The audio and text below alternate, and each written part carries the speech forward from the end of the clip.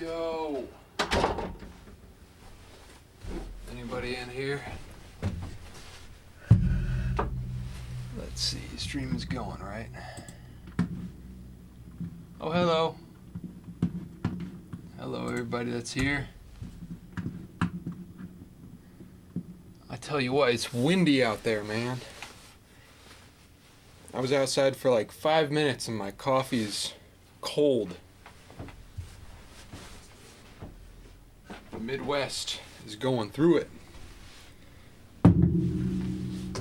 It's the return to the Be Right Back sign there. I made that for a stream a while ago. How's everybody doing? It's been a second since the last stream. How's the audio sound? Is audio decent? Let me check for myself, just because I will be using this audio for a video. So gotta make sure, you know? Why is it not?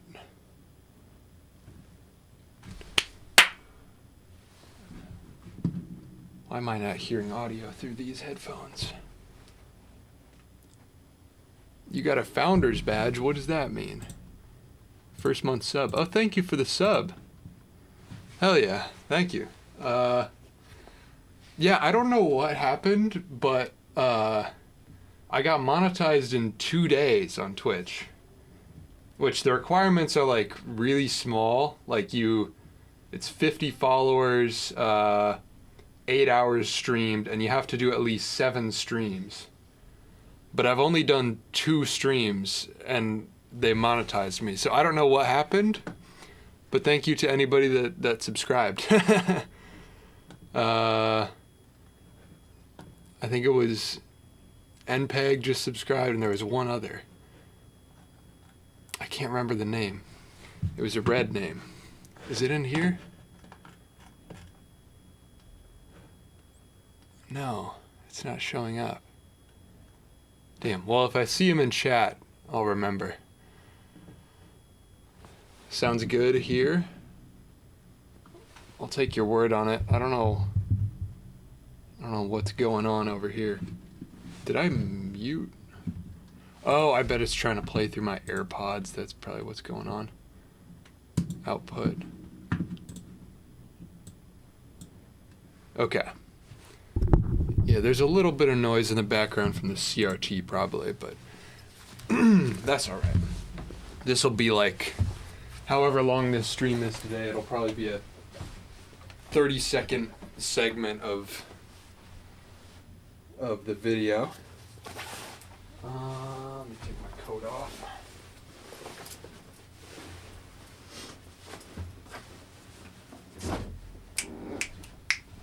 So it's been, what, like 2 weeks since I've been live? I was working on a lot of car stuff because here in the Midwest we got a little fake out on the weather. It started to get nice. It was 60 degrees one day. And then it got terrible again. So while it was nice outside, I started working on my car, and then it got nasty again. But I was in the middle of things, so I had to finish it up. So that's what I've been up to the last week. And, you know, if I had a garage, one day when I have a garage, I'll stream working on the car. But for the moment, I'm working out of a concrete pad in an alleyway. So not really streamable. And he is live. What's up, Feather Burby? Who else is in here? Built Not Brought. 9 Clicks, Meme 5 Radio. How's it going? Y'all are the Twitch OGs. You can flex that whenever because I'll probably mention the Twitch channel on the next video. But y'all are here before the announcement even. So I appreciate y'all. Today, back to 3D modeling, back here in the studio. So if you weren't here for the previous streams, we were just fiddling with the printer. This switch for homing was broken. and that is fixed now. And we did a couple prints. Oh yeah, and I was learning 3D modeling software. The thing that I modeled before,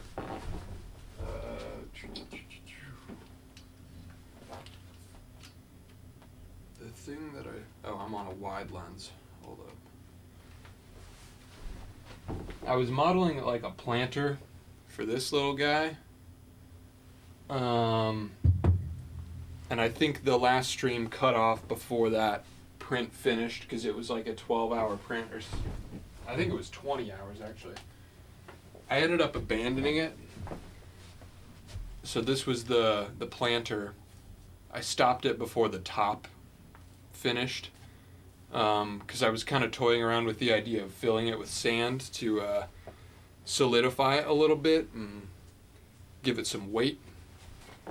But what I didn't anticipate is with how thin I made the walls, and I did this with a like 0 infill setting, and so it's really flimsy. There's just 0 structural integrity to it, which I should have known. But yeah, when designing this, I was kind of thinking about the design constraints of wood. So I was like, oh yeah, about a 1/2 inch thick, that'll be plenty sturdy. But I wasn't thinking about how 3D printing is like an entirely different construction process. And in some ways, depending on your infill settings, a thinner actual structure could be stronger. And I also realized that project just doesn't make as much sense for 3D printing. Like, I think the use case for this for me is going to be really small things with specific dimensions. So like if I'm making little brackets for cameras and stuff like that, that'll be the use case. Whereas, if I'm just trying to make a pot for a plant, 3D printing doesn't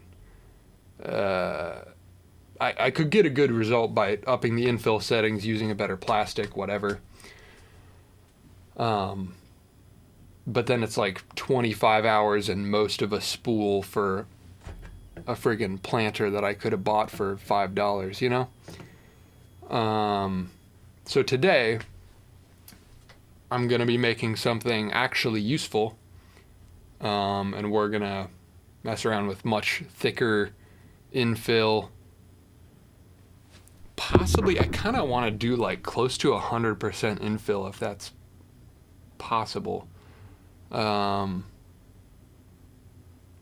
kind of remember from the real early days of 3D printing, like closer to 100% infill was like something we did more often. I remember the prints being extremely long, but the parts were like super dense. I'm sure I have some of those somewhere. I bet they're at my parents' house. It'd be fun to look at the old stuff that I would print. But I remember it being very dense, and I'm sure that was a different plastic too, but that flimsiness might be from not great filament or not great print settings. A single wall shouldn't be crispy. Yeah, I've heard it could also be from y'all were talking about this filament when I was printing last time, the Silk Shiny PLA. Not the best for adhesion, and that is what I was experiencing. And maybe the temperatures were wrong too. The other reason I think it started to mess up was because I was putting sand in as it was building, and the sand was fairly cold, and I think that started to cool the plastic much faster than it should have, and it was also warping it from the weight. So not well thought out, but I wasn't intending to have it be well thought out. Crispy walls are bad adhesion and poor flow. That could have been another thing, is my bad filament mount. Yo, Icarus, can't stay today, but came to say hi. What's up? Good to see you here. I think you should do some small prints and dialing the filament and print settings. Why is that my autofocus freaking out? Huh. Yes, I agree. So I'm gonna make something now that will be like actually useful. And dial in the print settings with smaller stuff. I wish I got a 3D printer right now to make this miniature. I mean, hey, if you're down with tinkering, Ender 3s are pretty damn cheap. 9 clicks, what's up? Hey, you might like this. I found a guy who manufactured anamorphic lens adapters, but he got a bad batch and is selling the crappy ones for $10. And you print the housing yourself. Panomicron. I've heard of that. Panomicron. I didn't know they were doing that, though. How big of a thing are they? Oh, those are fairly large. Store. Binomorphic. There it is. Only the glass.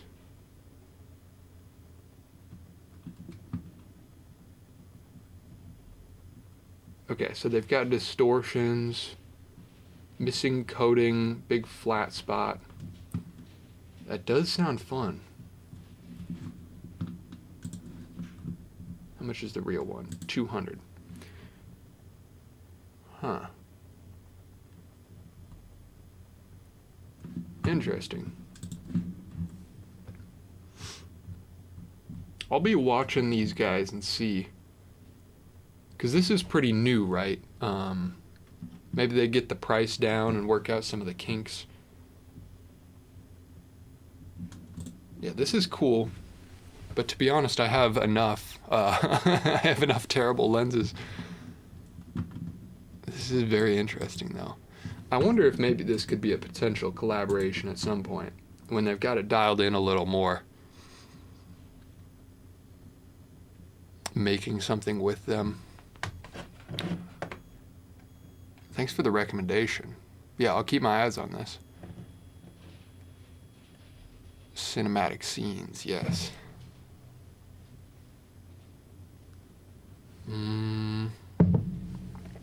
Okay.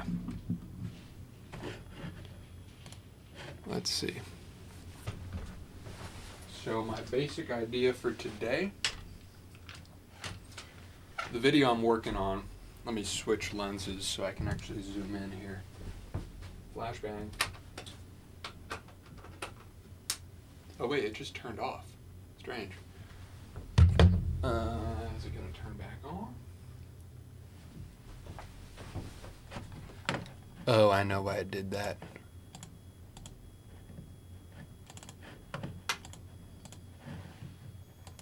Hold up. I forgot to change my camera settings to the streaming mode.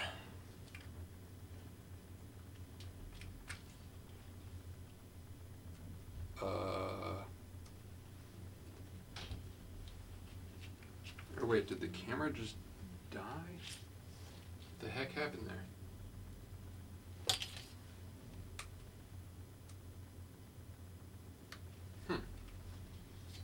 Bear with me for a second.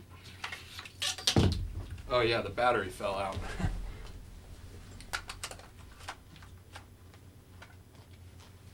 Alright, we're back. But that's good. That reminded me I'm also on the wrong settings.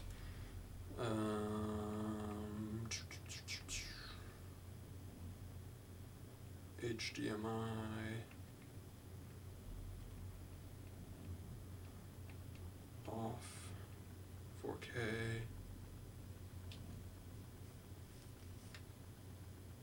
Alright, should be back in.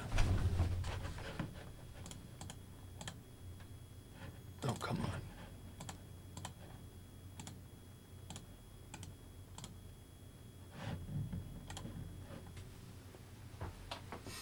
There's a bear with you? Bear with me.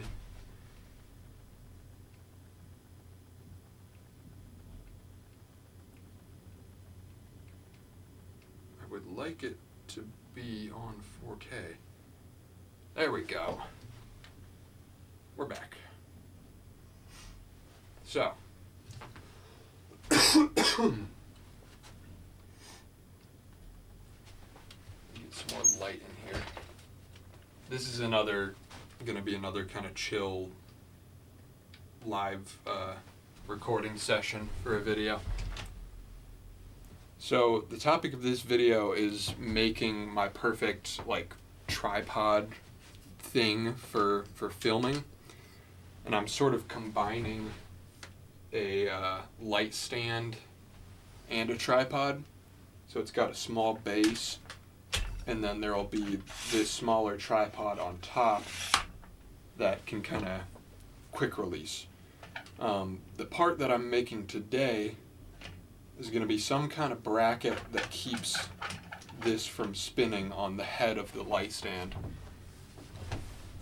So that's the task. So pretty much what I'm thinking, at least first iteration, is going to be sort of a ring that somehow clamps onto this stem, and then it'll have sort of a bracket like hooks that come up and hook on these nubs, and that'll prevent it from spinning. That should be a fairly simple part. What I don't know is how I keep the ring that I'm going to print from spinning on this stem. There is a screw hole here that I could work with, but I can't actually run any screws through it because this stem is in the center as well. So what I'm thinking is maybe like a kind of friction fit / like spring like tension based little nub that kind of clips into that. That's what I'm thinking. And if that doesn't work, then I'll just go scorched earth and glue the shit out of the part straight to this. That's my plan. So, yeah, we're just making a tiny little ring. That is the idea.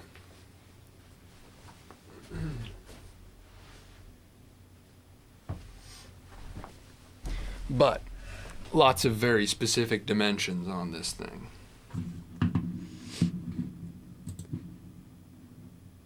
Oh yeah, and I was talking about, I was working on the car.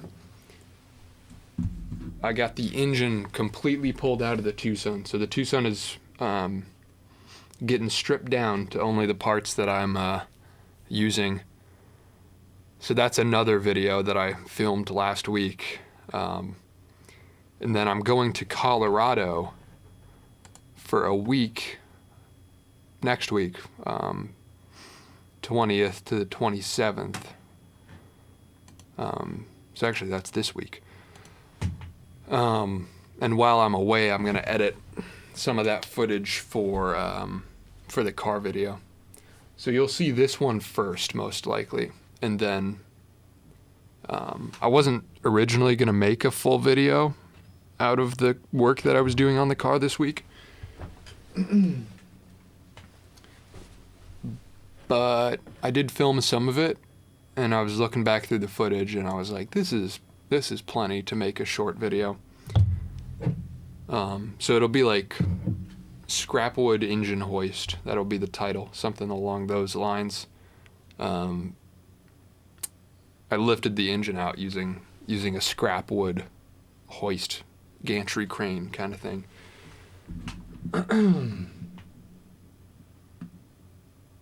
Okay, how do I want to set up? I didn't think about this actually. Usually when I'm having a face cam while I'm working on the computer, because I'm going to be doing 3D modeling here, usually I use this tripod and put it right there. But I actually can't use this tripod because I'm modeling off of this tripod. So how the heck do I want to film this thing?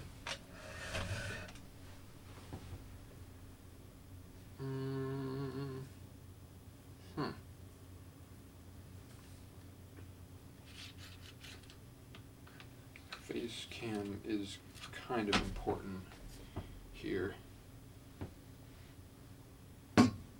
You know what? This tripod can probably get pretty short, huh?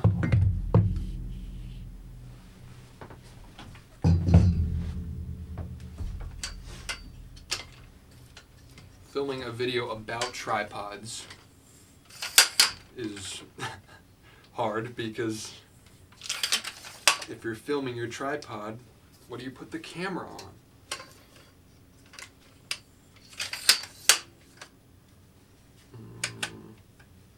And this one doesn't get very short. So we'll see if we can make this work. Right there. Maybe. Friction, tension fit, 3D printing is always worth doing a bunch of minimal tests to get it right. It's always trial and error since the fit depends on the filament and printer. Yeah. Kind of what I'm thinking about is because there's a fairly significant divot here. Like that's a pretty deep hole. So I'm thinking if I have like a relief cut, I don't know what the word is for it, but like a tab that can flex a little bit and that has like a nub on the end of it so that when I slide the whole ring onto it, then it kind of clicks into that.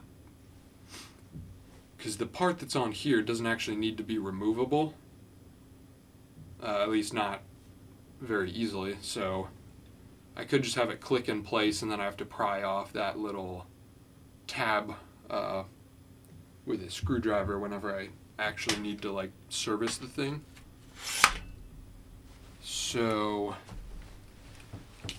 I'm thinking something like that could work. For sure sounds like a good plan. I'm glad I've got your approval. I'd just be trying things. This tripod is going to be pretty tall for this use case. Maybe I put it... This is honestly one of the worst parts of my studio setup right now. Is when I need a face cam for the computer. I don't really have any good way of doing that. Let's try this. I need to just like find an extra tripod head or an extra plate and like hard mount it to the desk somewhere. What's this angle like? It's a little awkward, but it's a short segment. That'll be fine. Let's see if I can adjust a little bit.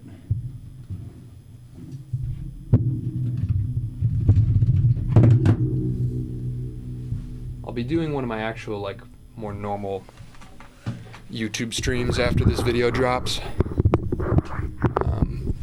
But here on Twitch, still just trying out the live recording sessions, basically.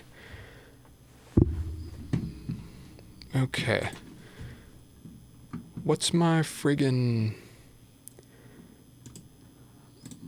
3D modeling software?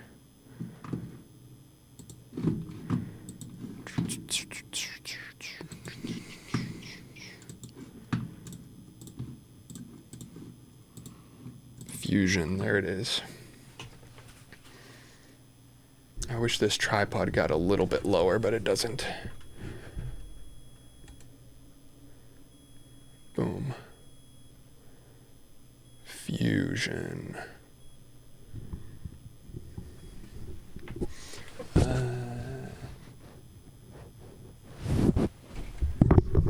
Alright, that'll do. That'll do. So we're starting again from scratch.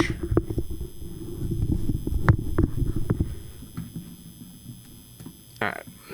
So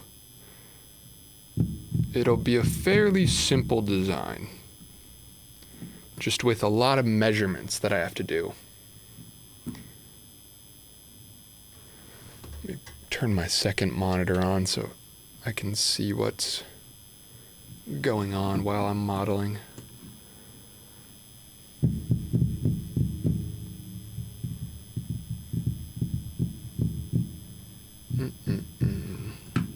Okay, there it goes. Pull up the chat again. Oh, did Trent message me back?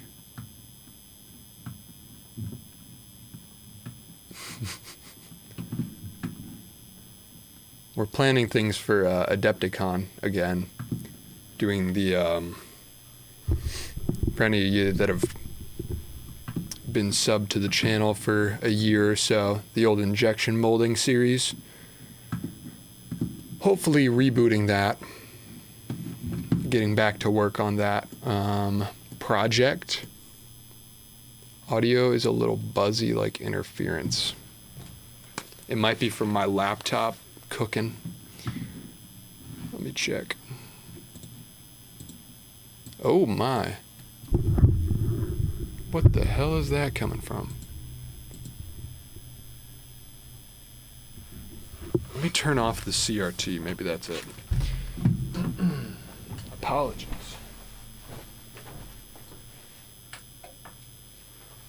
Did that turn it off?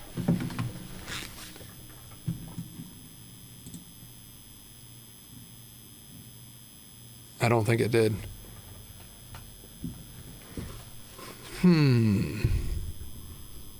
That's quite a terrible noise, isn't it? Shit.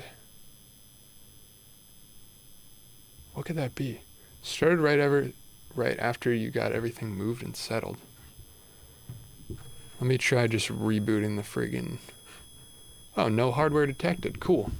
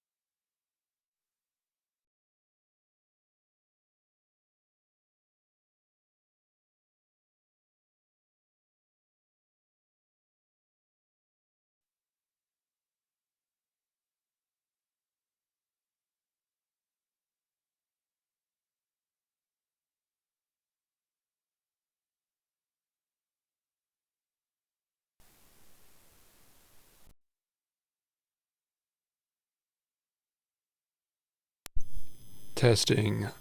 I just rebooted everything audio-wise. Let's see if that fixes it. Oh.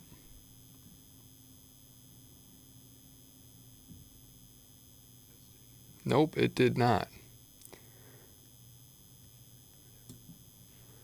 That sucks. What on earth could that be from? Huh. Let me plug my headphones in over here so I can actually monitor it. Oh, there it goes. Literally just moved my microphone cable. Oh, and it's back. It's something about this cable. You see it coming and going as I'm moving the cable? Weird. Well, it's gone now, I think. If I'm hearing what you're hearing. Problem solved, I suppose. Thanks for letting me know. That would have been annoying to deal with in the edit later. Sounds good. Yeah, so I had my XLR cable from the interface tucked behind the desk, and I guess it was drooping down next to some power supply or something, probably, and just catching interference from that. So good to know. Just the cable, no actual problems. All right, into Fusion. Let's see.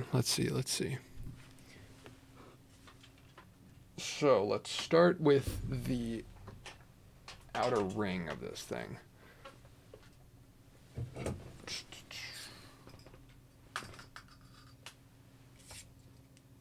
On.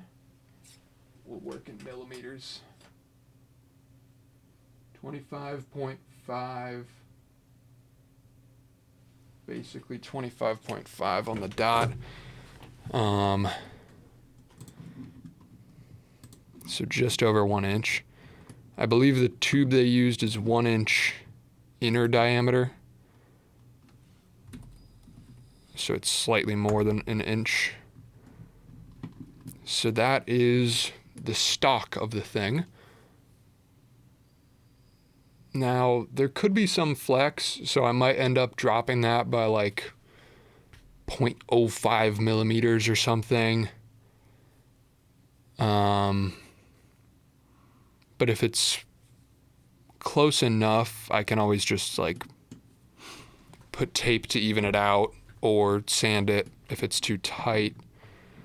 So that'll be a start. Now, how much thicker are the pegs?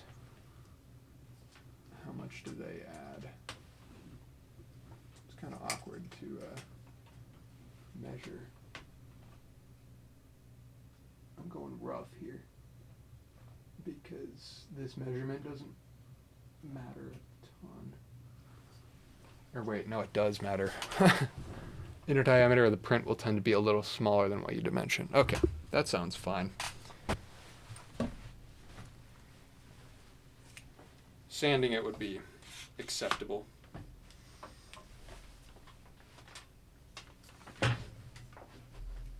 So, we got 3 nubs that come out, and I'm making notches for those. So I'm just going to get these out of the way so I can actually measure.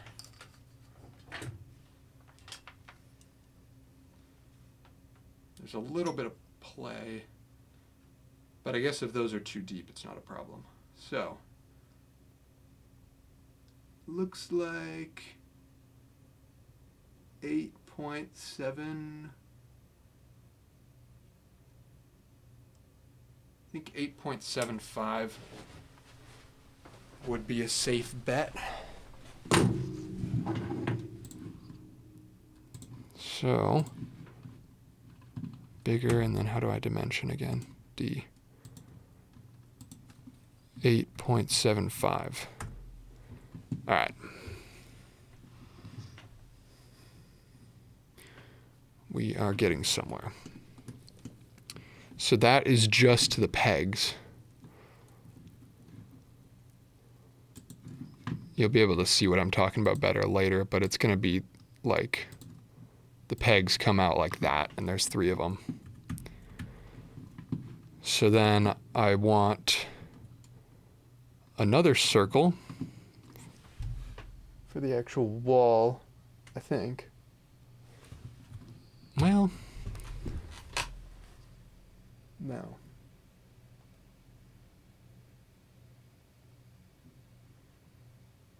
Yeah, no, I don't need anything outside of that. So that'll be the total thickness of the thing.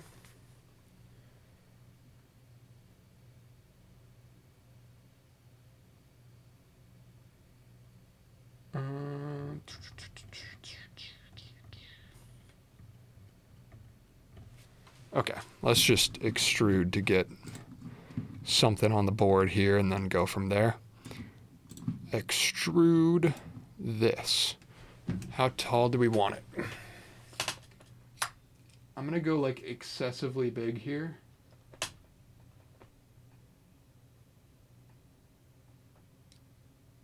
let's go 50 millimeters.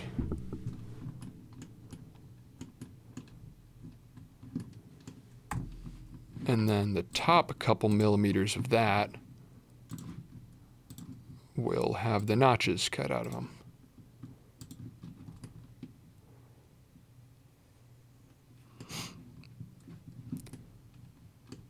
Okay. So, this is not the easiest thing in the world to... I guess I can make one of them, and then I think there's a rotate function somewhere where I can just clone them at exactly 120 degrees. So that's what I'm gonna try. Ooh.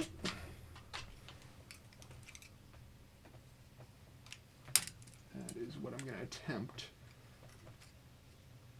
Total width of these things, 10.88. But these, I want it to be firm enough that it doesn't have a noticeable shake to it when they're in the slots, but loose enough that I can pull the whole thing out. Because that is part of the use case, is kind of having a quick release.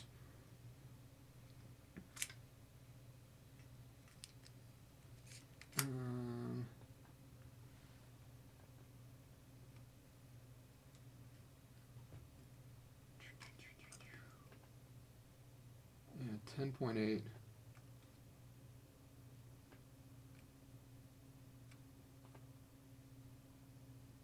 I think I'm just going to go 11. Let's see how that works. I have a feeling this will take at least 2 prints. Those are perfect rectangles.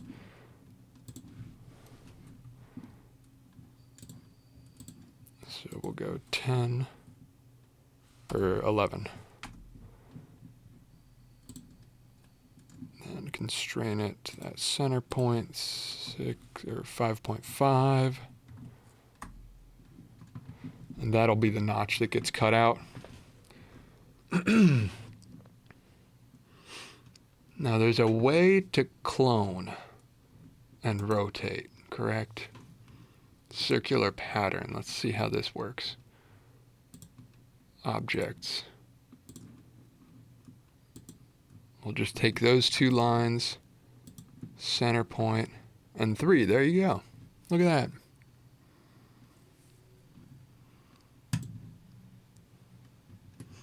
See, 3D modeling ain't so scary. Finish sketch. It's going pretty smoothly so far. So those 3 notches get cut down about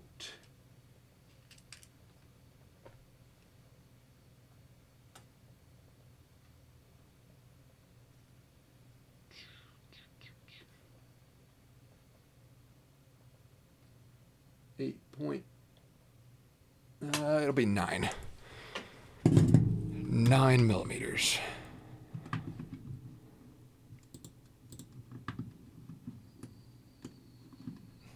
Or -9, I guess.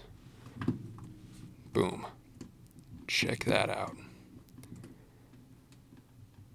Now we're doing functional stuff, baby.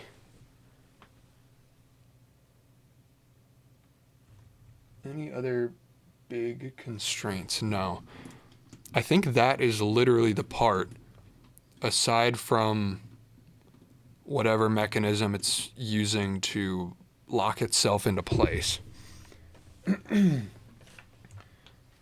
This will be much more shady science, shady measurements. So it'll be between 2 of these, there'll be kind of a peg.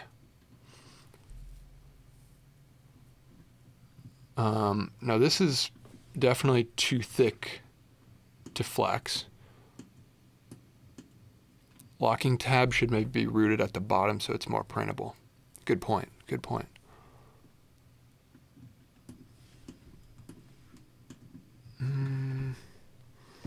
What does my gut say on thickness of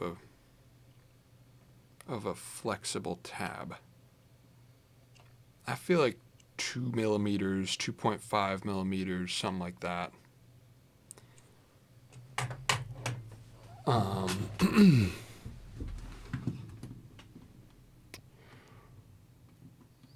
Yeah. I'm gonna do something that I don't necessarily have to do, but that I think will look cooler. I'll just do it messy because it doesn't matter. I'm just gonna flatten out these sides because the pegs themselves are flat.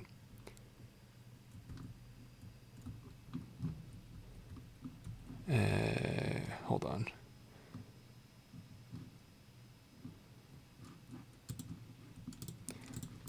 There's a way to...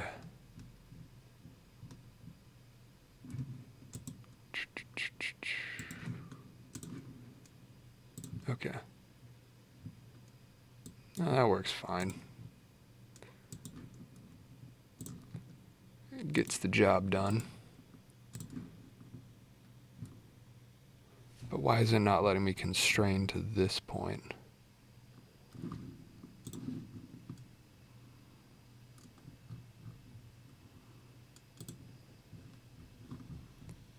That's slightly off. Whatever. I remember there being a way to... Is that it? No. There's a way to add previous edges into your geometry.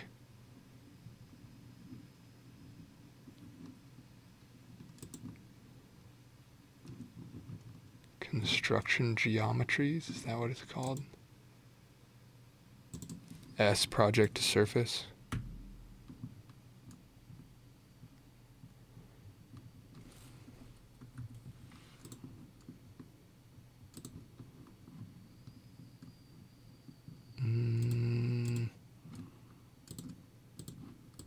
Okay. Oh, sick. Thank you. Boom. All right. Now we're cooking. So then I can flatten out those sides, and that'll just make it a little bit easier if I need to work off of any of those sides or whatever. And it just looks cooler.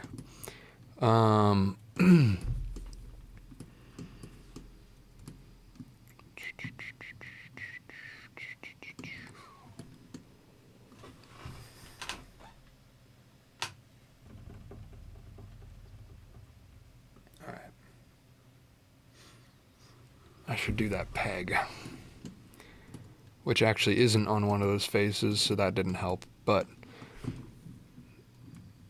I can do plane at angle. Oh wait, no, that's why I did it. Hold on, I'm silly. I can make a plane offset from this. That's where my mind was going.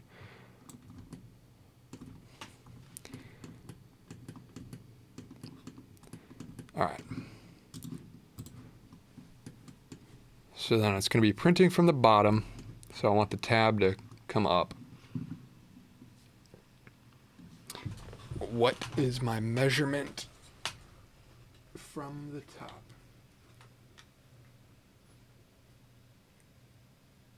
To the center point, it is...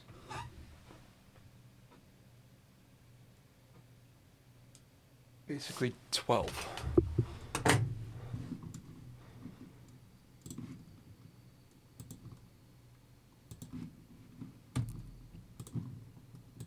To that, 12. Diameter. Or, well, I guess I'm not making the peg yet. I just have to make the thing around it. But the peg will be diameter 7-ish.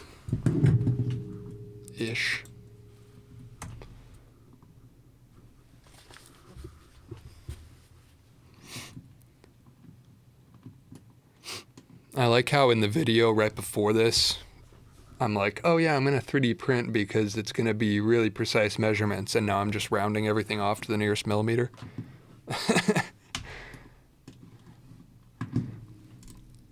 But I think it actually, those are the dimensions. That's just how it was designed. All right.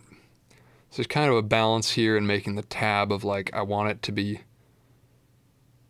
sturdy, but I also want it to be flexible still. But I guess realistically, I hardly want it flexible at all.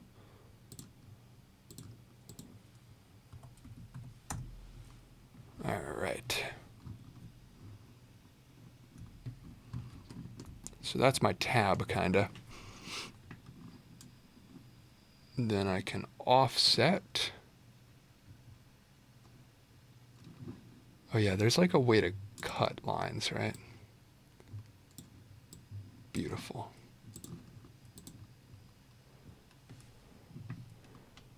One millimeter? Does that sound right? Or should it be smaller? No, 1 millimeter's fine.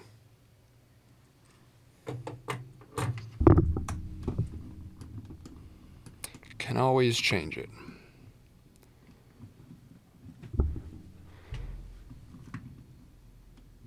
So then I'll just slice that outer side through. And the whole thing's going to get thinner as well.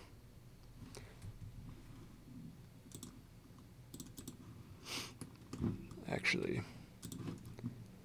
needs something down here. How far off the bottom do I want it?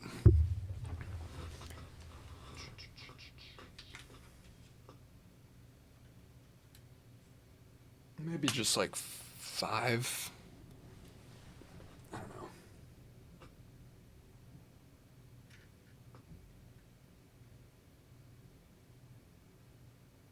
know. 10. Screw it. It's a first draft.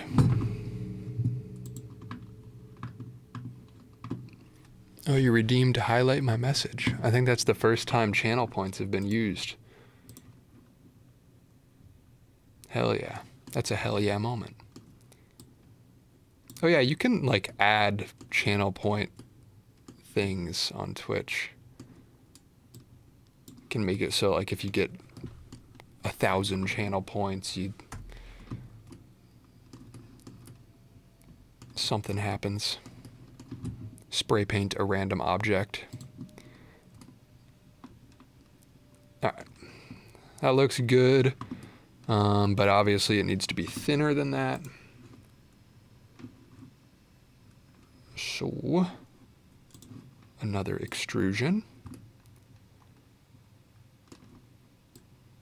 I guess I sort of arbitrarily placed that plane, so this isn't super scientific. 13, roughly. So I guess how it is right now, the back of it is curved. That doesn't seem like what I want. You can even use channel points to trigger an automation. Damn. Yeah, I don't know how all of that works, but I will figure it out.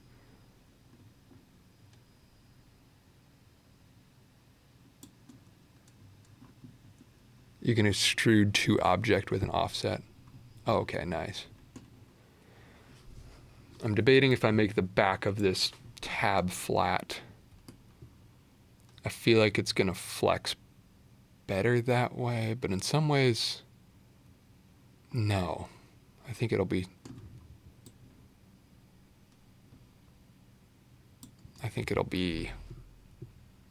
stronger this way. Because I really don't want this to be that that flexible. This is something that's kind of a clip it in once and then never take it off again sort of use case. Do you think he's going to add a scrapwood cake emoji? Yeah, let's get some emotes. That'd be fun. I don't have a frame of reference other than just my gut feeling as for how thick this pin needs to be. But if it's 7 millimeters wide, that's not very wide, so I feel like I can make it fairly thin.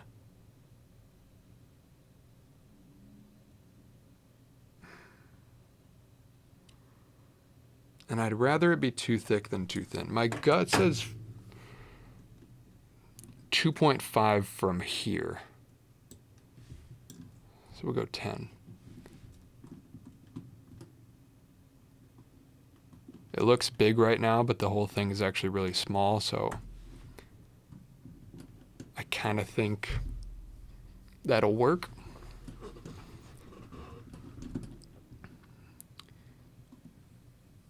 And then do I fill in that gap back or something? Or do I just leave it so I can actually pull it back out if I need to?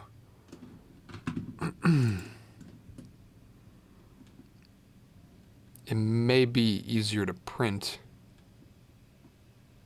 if I fill that back in. But no, I do need to be able to pull that tab in theory if I want to take the thing apart.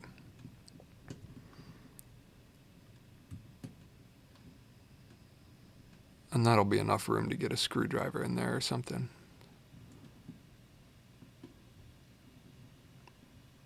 This is... The empty space should print fine with the arch top. Yeah, I guess the arch top helps. That wasn't even intentional necessarily, but...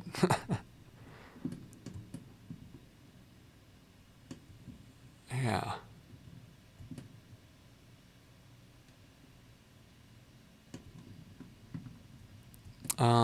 I guess one thing I could do is add a big ass chamfer here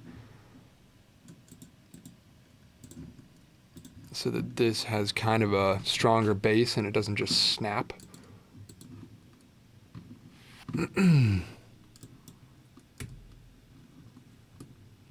See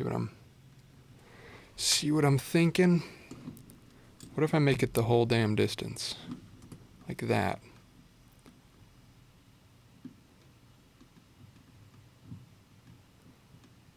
Might be a bit firm, but as I've said, I'd rather it be less flexible than too flexible. Then it's just adding the actual nub there.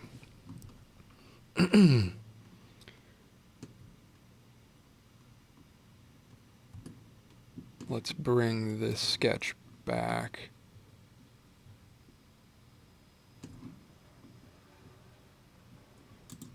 Is there a plane between two edges? Boom, boom. Sick. Maybe it's just because I've done it before, but like 3D modeling is actually kind of intuitive, I feel like.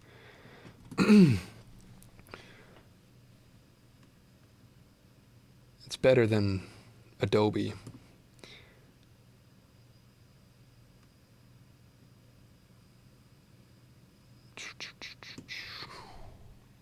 What's up, Jewel? It was hard to read the name because it's such a dark blue. What's poppin'?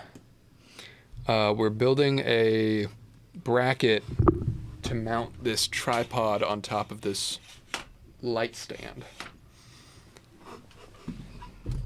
Much smaller thing than last time, so it should be easier to kind of iterate and tweak the printer because I'm hoping this is like a sub 5-hour print. I think it should be easily, but I'm gonna do like a lot of infill on it. Yeah, you can change the color in your account settings. Oh, it's just blue on that screen. I forgot. If you don't set the color, it shows up different for everybody. So it's blue on this computer and it's red on that computer.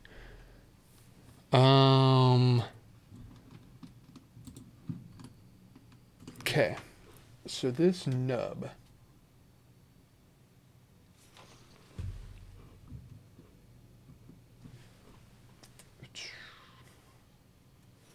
Let's start off by just making that surface flat.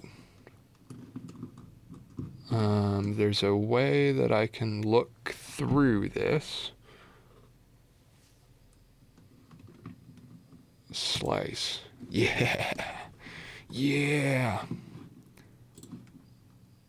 I love how not long it takes to figure out things in this software. And now extrude that down. Just a hair. A join. All right, so that brings it flat. And then the hole kind of chamfers up to a 5mm circle over the depth of maybe 2mm.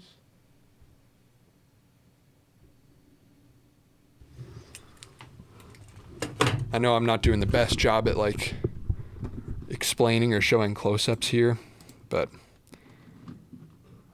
it'll be in the video.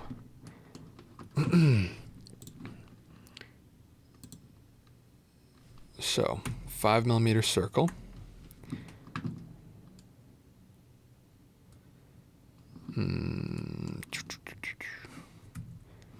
Actually, I need to offset by 2mm. That kind of feels thick, but I don't know. It is kind of deep. Yeah, no, that'll be fine, I think. You can always shave it down. I'm so grateful Adobe hasn't made a CAD software, right?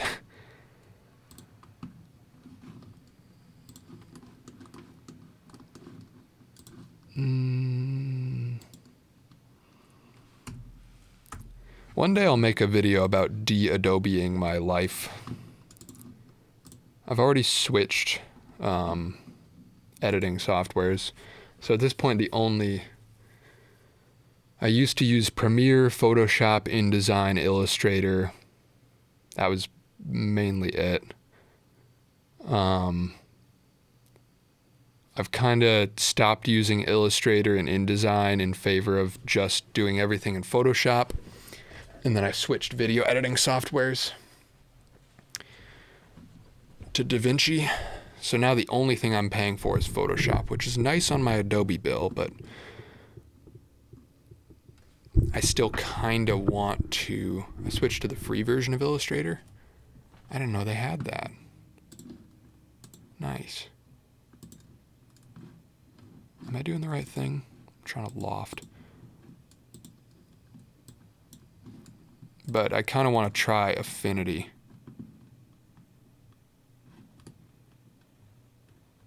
Am I thinking of the wrong function? Is loft not what I'm going for?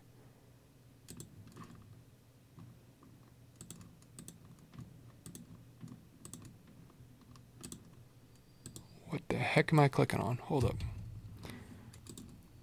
I must have clicked on the line, not the profile or something. There we go. That is my nub. Now, when I zoom out, that seems about right. And that's pretty much the part. Then I just throw a load of chamfers on it, and I think we're golden. We'll put a tiny one on there. Honestly, like a 0.5.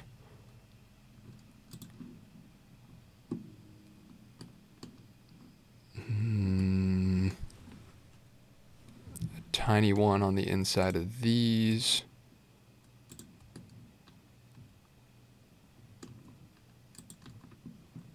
Or can I just do the whole face? What does that do?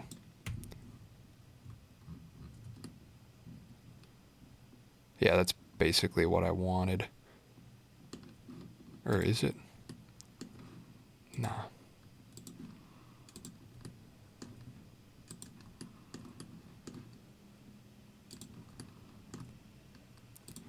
I'm chamfering these in because the pegs have a little bit of edge to them. I feel like this tripod slowly shifted.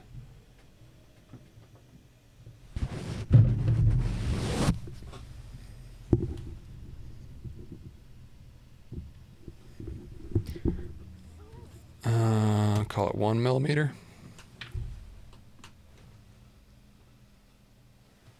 Maybe less even. 0.5. 0.75. We'll split the difference. Okay. Anything else? Anything else? I should change the title so that people know what I'm actually doing. I have to take off, but looking forward to the results. Hell yeah, thanks for stopping by. 3D modeling tripod. Custom tripod adapter. I think it's getting darker. Yeah. Okay. That should function. Does chamfering this in make a difference for printability?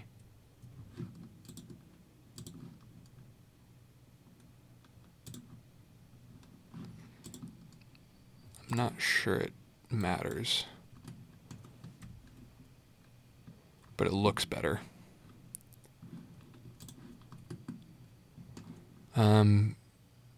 Maybe for the arch, that might be a little messy, but I don't think it'll matter. It's draft 1. I'm sure with all these constraints, there'll inevitably be at least one thing that needs to get changed. Ooh, I like that.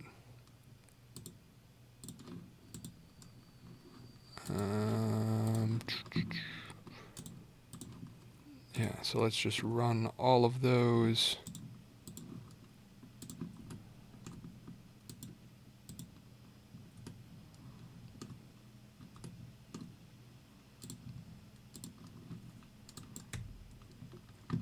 Beautiful.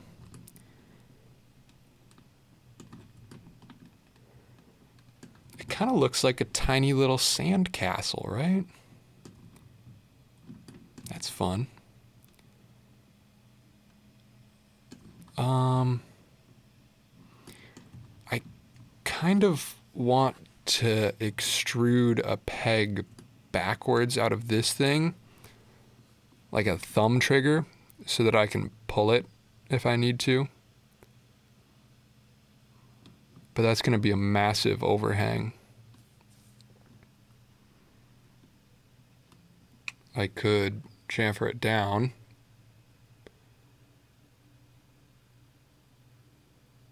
But also, if that part fails, it's not really a big deal. So in some ways, I should just try it. Let's just see. Let's fuck around and find out, as they say. How deep was this? Doesn't really matter. Just a hair out. And then how's this going to handle this chamfer? At like 5. I'm compromising the flexibility of this thing, but I don't think that matters really.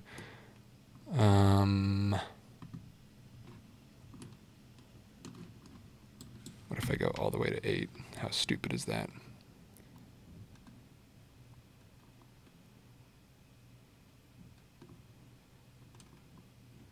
Then I'm basically relying on this section for all my flex. That's a little bonkers. Yeah, no, this is actually a bad idea because once it gets to this layer, it's literally stringing out one line of stuff. Like there's absolutely nothing for that to bridge to.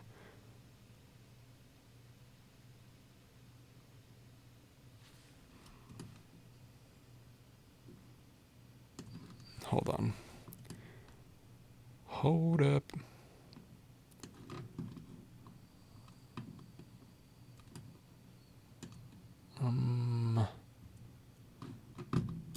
Well, let me chamfer just the... No. Let me think. What can I do here? What I kind of want to do is take 45 degrees off the bottom.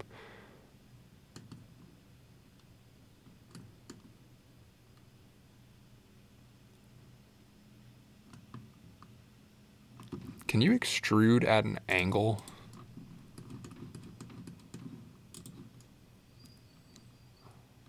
Is this a thing?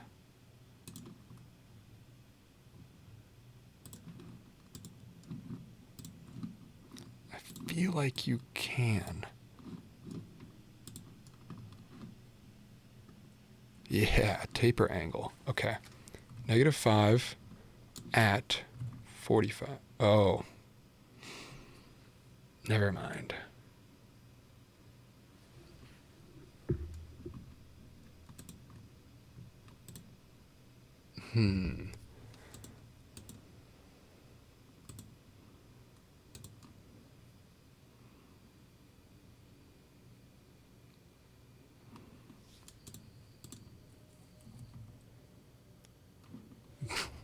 That's funky.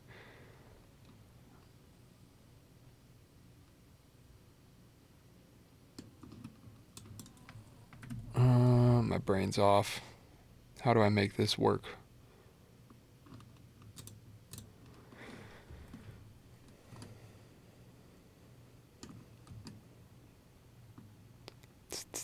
This shouldn't be hard.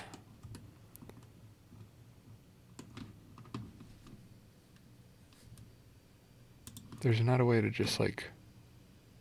Oh, I know what I can do. I can just plane at angle, right? Doy.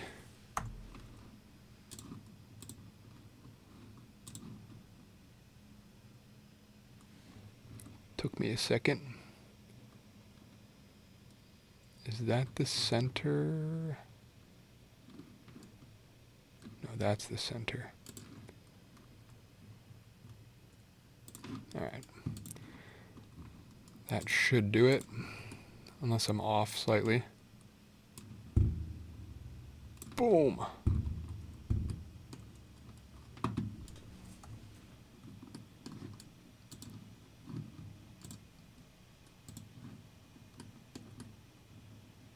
Yeah. All this might be nonsense, honestly, but just trying things.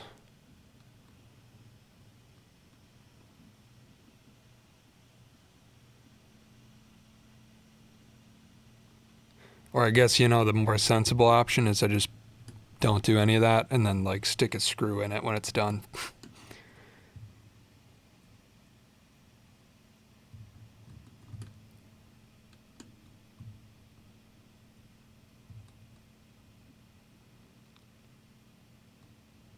Yeah, my gut says that's gonna fail.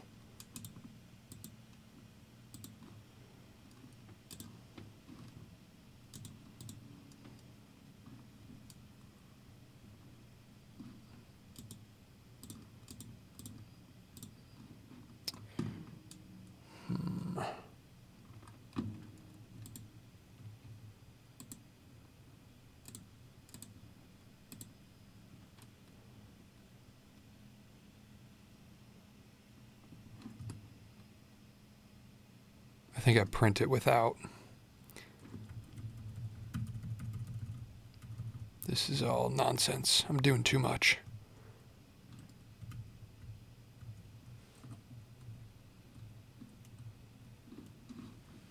All right.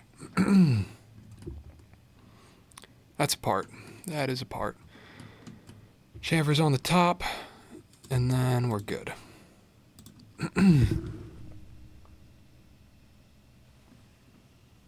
Let's just chamfer these whole planes, these whole faces. Probably one ought to do.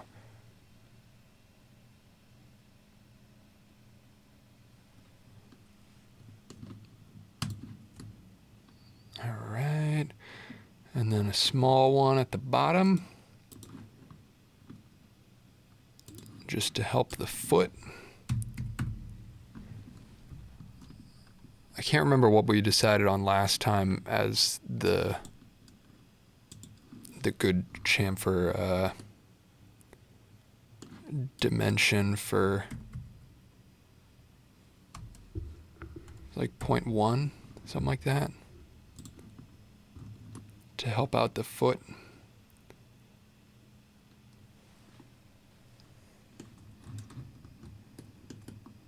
And I think that's our part. I don't see any major print issues here. I think because of that chamfer on the peg, it should be able to fill that decently. And I can always adjust that. If everything else works other than that, this still could be the final part by just like JB Weld molding, like forming a peg for that. All right, slicer time. Slicer time. If I can remember how to export.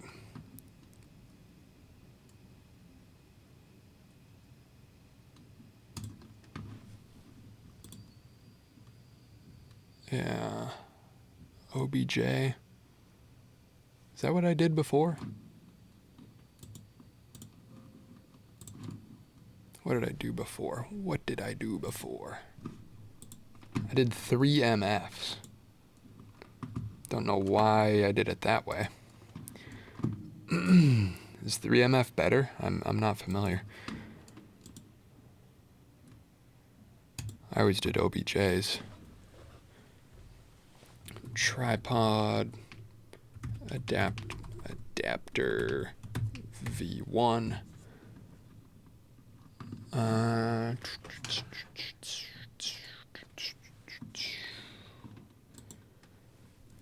Let's see. And get the slicer open.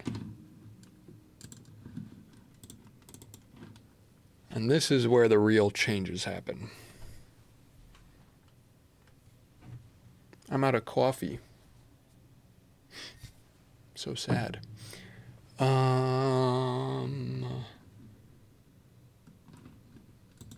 Orca slicer loading. Open project. Oh, it only opens 3 MFs. Oh, no, those are the... Yeah, those are the project files. I understand. Maybe. Allegedly.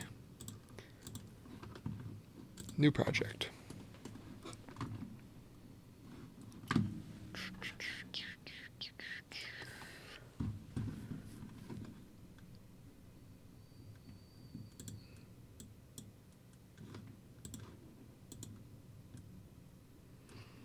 Import.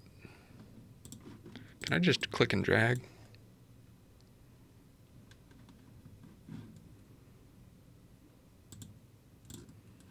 I don't remember how this works.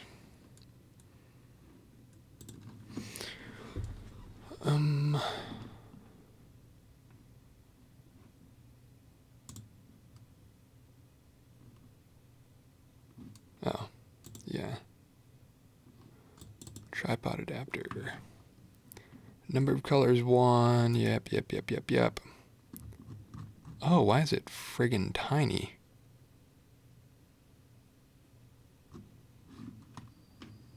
Did my method of exporting not catch the correct units? Am I in centimeters or something?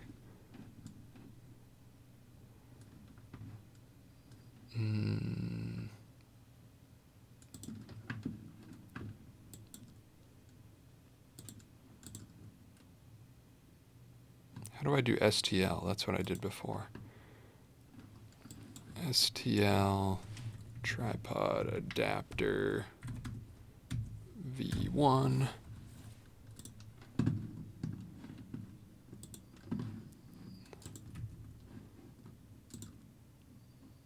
Import the STL. There we go. Now it's the correct size. Lovely. Americans in centimeters? I know, right? My hot take, both are good. I'll use centimeters and millimeters for 3D modeling, but I actually think imperial is better for lumber construction. That's my hot take. Millimeters are better for any like actual fine stuff, but for like the way we build houses in the US and stuff like that, just basic lumber construction, fractional is sometimes better than decimal. It's a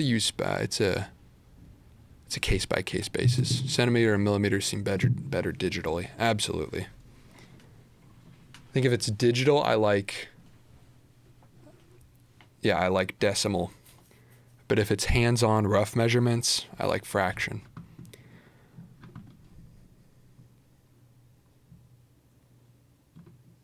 Okay.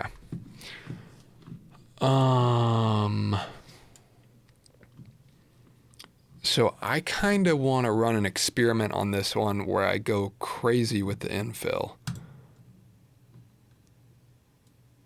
Because I want this thing to be like a friggin' brick.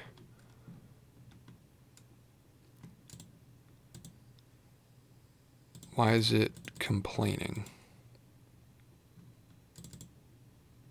Does it turn orange just whenever I change anything? I'm going loads of layers on the bottom and top shell. Honestly, what if I do like 5 wall loops everywhere? Like, how stupid does this make it? That's what I want to try. Slow down for overhangs, yes.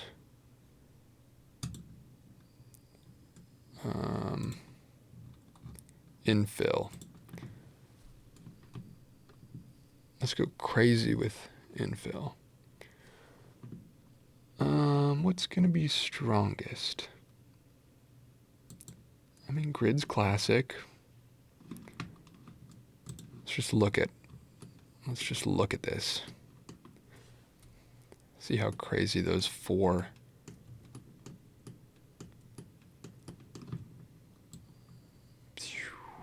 Whoa. Yeah, that's a thick wall. Okay, see, this is what I want though. So it looks like I need at least 3 lines on the wall to have this peg not have any infill, which is what I want. I want 100% density on that peg.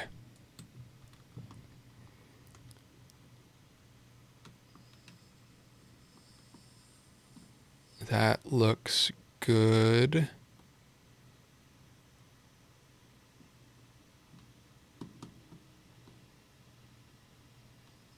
I think this thing's going to be pretty strong at these settings. Oh, and it's only 2 hours, 35 minutes? Nice. Okay. I like this. Did I change the thickness of the layers or something?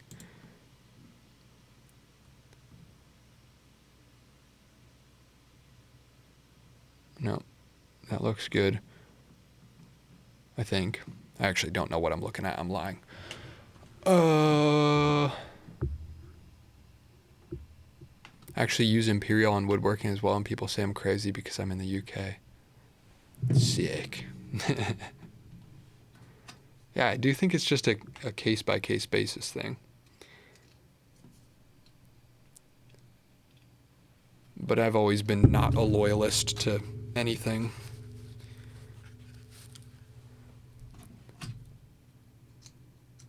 I like Apple and Android. DeWalt and Milwaukee. All that kind of stuff. I think... I mean, what do I have to lose? Let's just run it. 31 grams of filament. Should have plenty. Export G code. Save. What do I have to lose? I guess 2 hours, 35 minutes is the answer. But...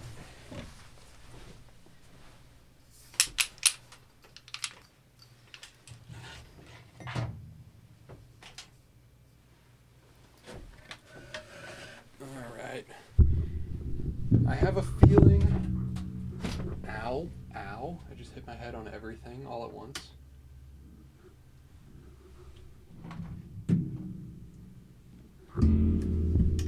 So I'm overdoing it on the infill and wall thickness this time so that I can really diagnose if my temperature and speed settings and all that stuff are bad for the filament.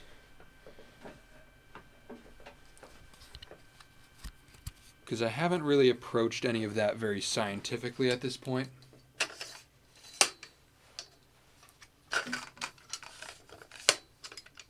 I mean, I'm hoping it just works, but we'll find out.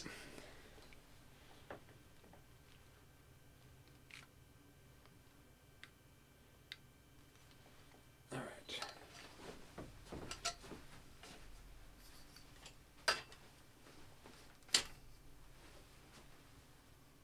Gotta get this shot decent, because it'll be in the video probably.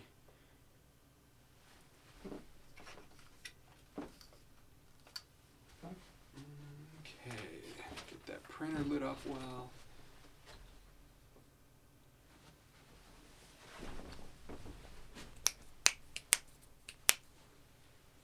Okay, my G code's ready. Where is my SD card? It's in there.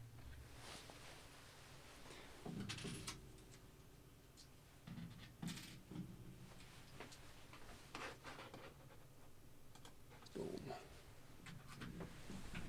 Let's get this thing transferred over and see what the hell happens.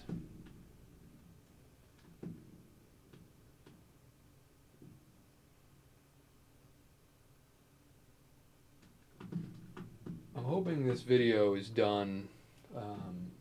My goal is early this week.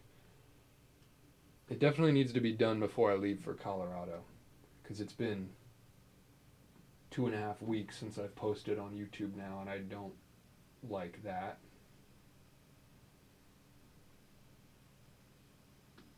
I still kind of need the ad money. And I've not been posting enough. G code. Where's my G code? Copy to prints. Alright. Let's see what happens.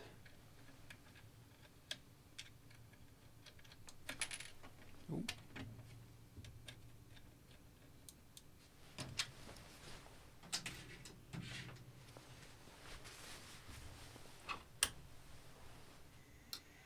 Should I switch the filament? I mean, all the filaments I have are that silk PLA, which I do feel doesn't stick super well.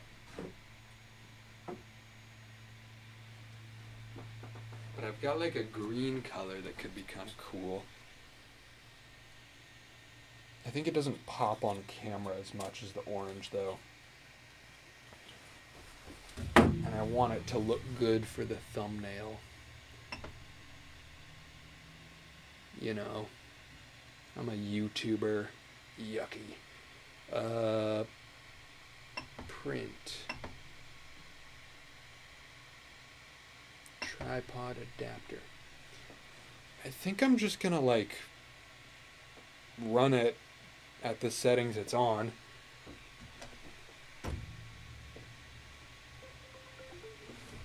Because it's not the biggest deal. Who's calling me? I don't need to answer that.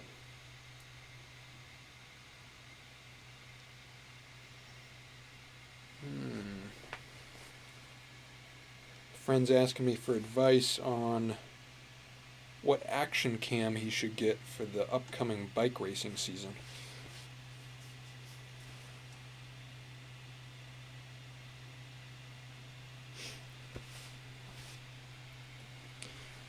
GoPro or DJI? I don't really like Insta360. I don't know what the popular consensus is on Insta360, but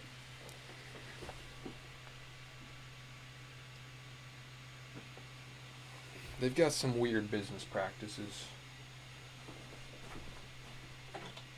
But they did reach out for a sponsor, so maybe I should shut my mouth. I wouldn't take it though.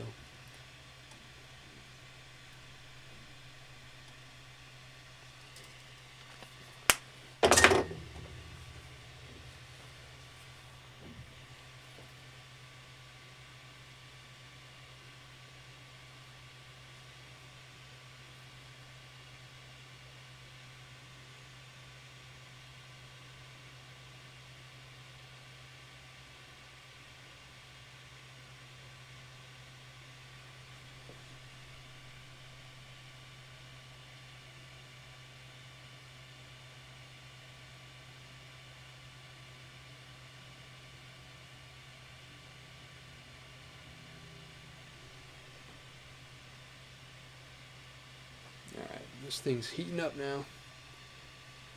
Can't remember what I had my Z offset at. I'm gonna just hope it's like decent from last time.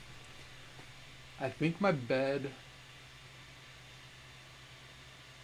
is leveled okay now. I don't really know.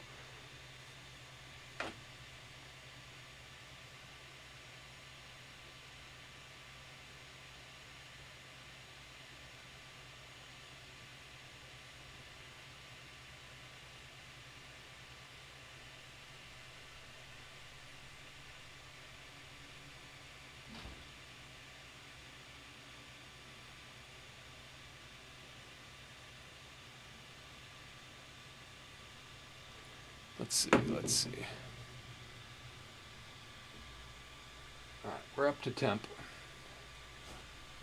Z offset is off.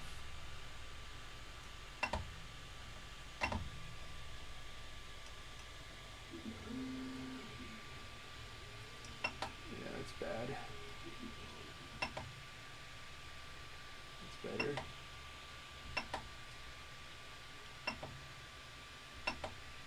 I feel like my bed leveling got screwed up again. Oh boy.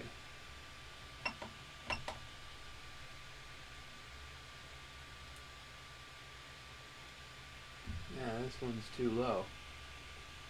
Always something with this printer.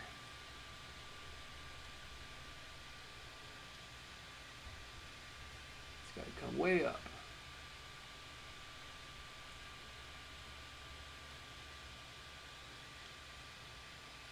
I did add more bottom layers though than I usually had, so I've got more time to make sure it's sticking. Alright, are we good now? This side needs to come up too.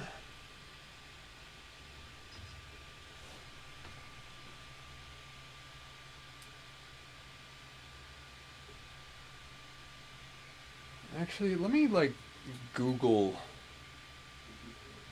Suggested print temp 215. I'm at 220. That seems fine. Nice they print it right on there.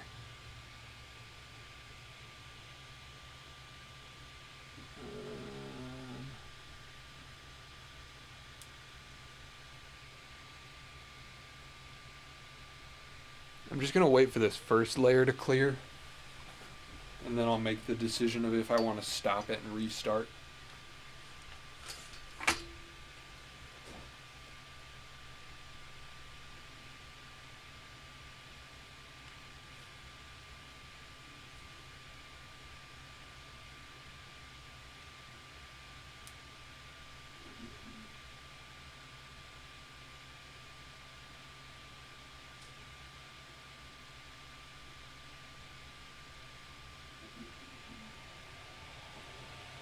See how it was kind of skipping over here?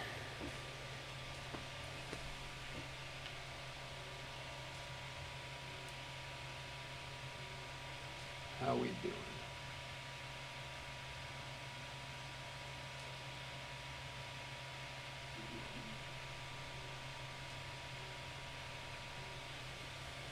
I just want to see how that corner gets locked in.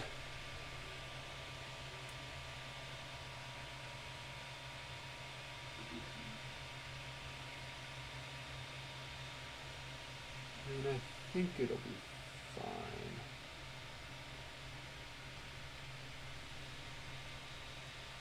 Oh yeah, because I have it doing 5 layers on the bottom.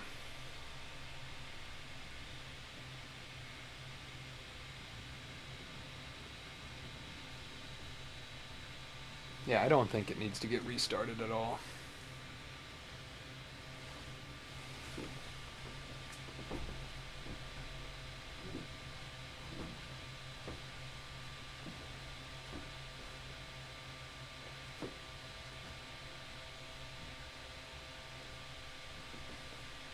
Alright.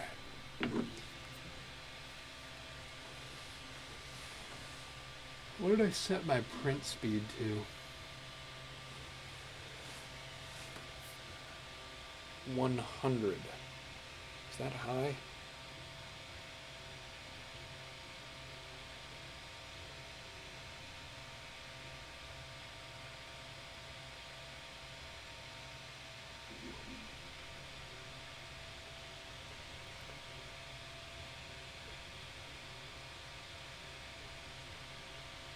Recommended to use 50 to 60.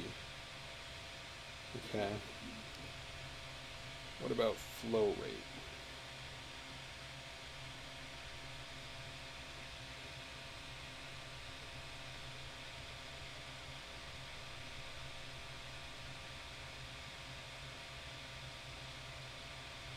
$87.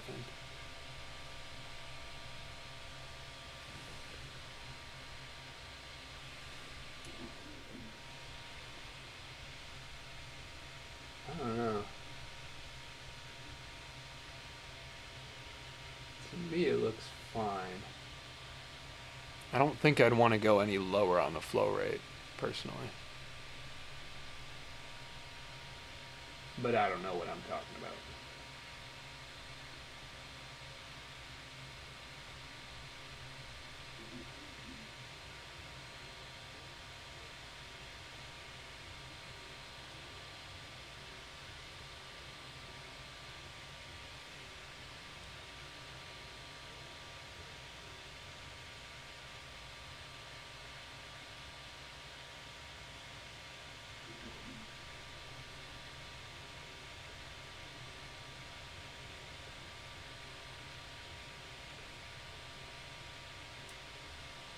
I'm actually going to turn up the hot end just to 225. It just feels like this isn't exactly... This material doesn't feel too sticky to me. I want more. What if I turn my flow rate up too?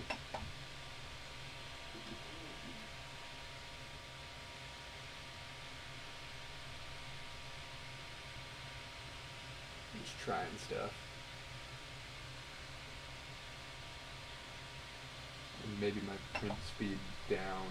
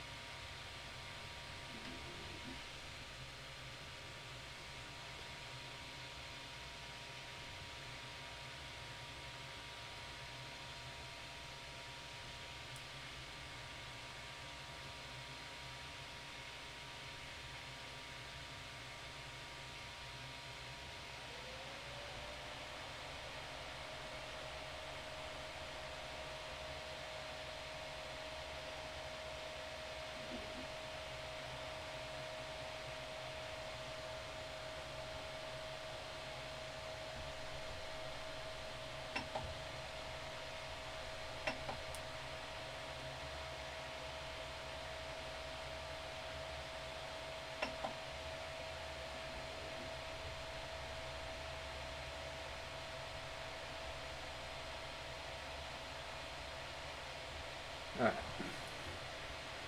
I've messed with my settings enough.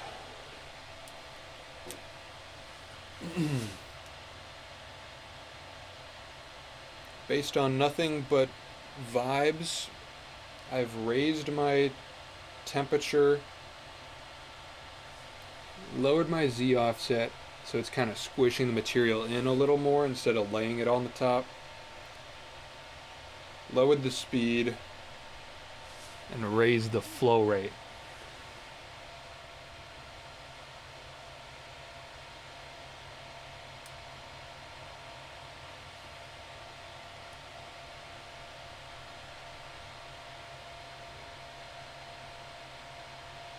Alright. How long have I been going? An hour 44? So it only took 90 minutes to start and get things going. That ain't bad.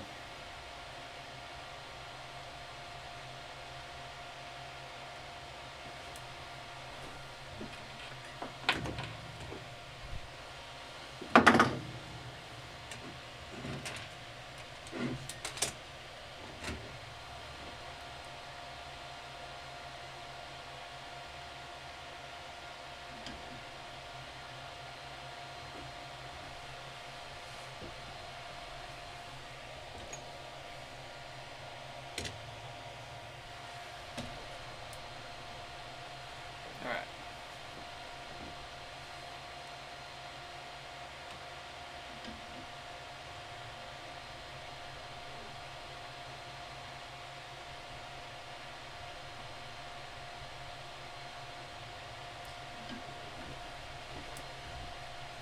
I think we're gonna go time-lapse mode for a second here. My roommate just got home, so I'm gonna say what's up to him.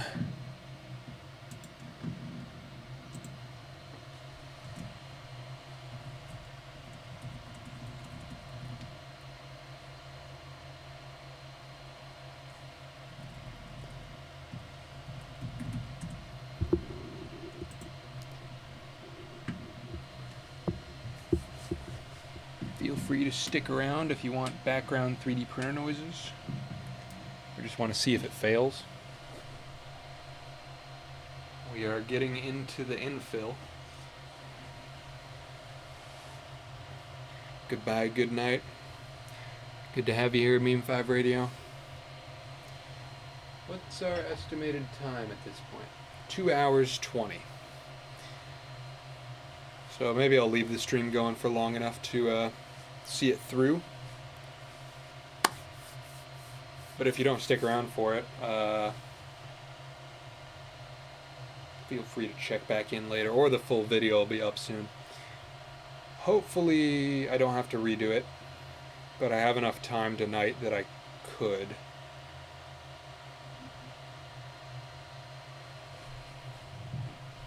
But I'm going to step out for a second. I'll be back.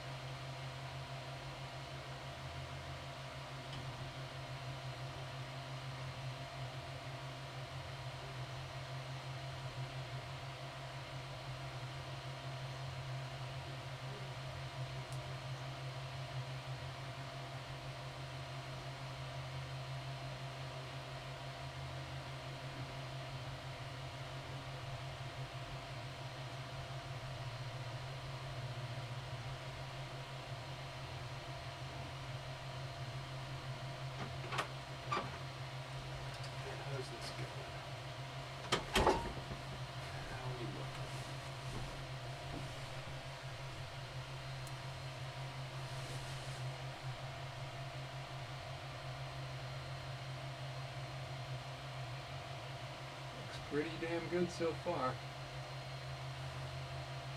I still kind of feel like this filament just doesn't stick to itself very well.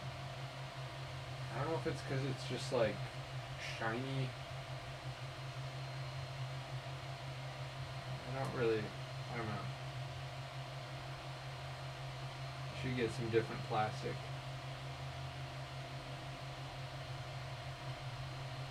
Or maybe I need to tweak the settings more.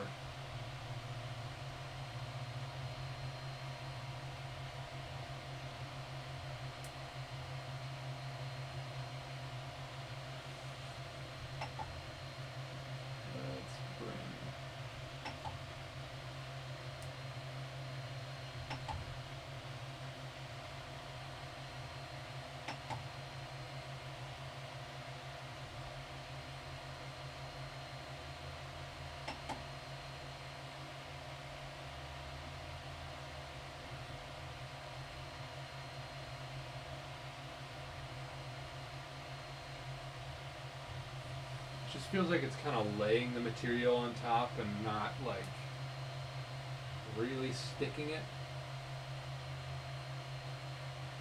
But I don't exactly know how it's supposed to be.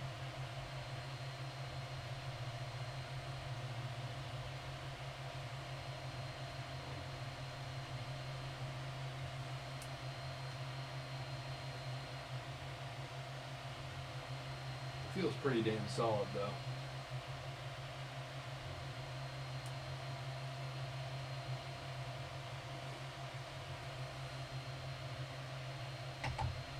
Lowered the Z offset a little bit more, so it's kind of squishing it in. But I don't think that actually does anything after it gets through a couple layers, so. 2 hours left.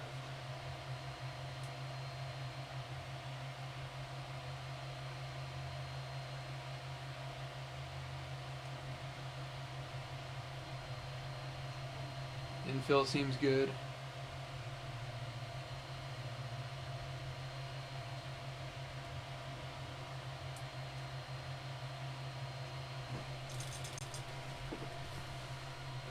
Oh yeah, I forgot about my spool.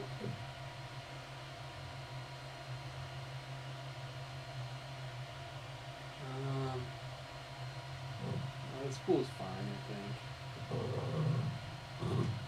Move it over here.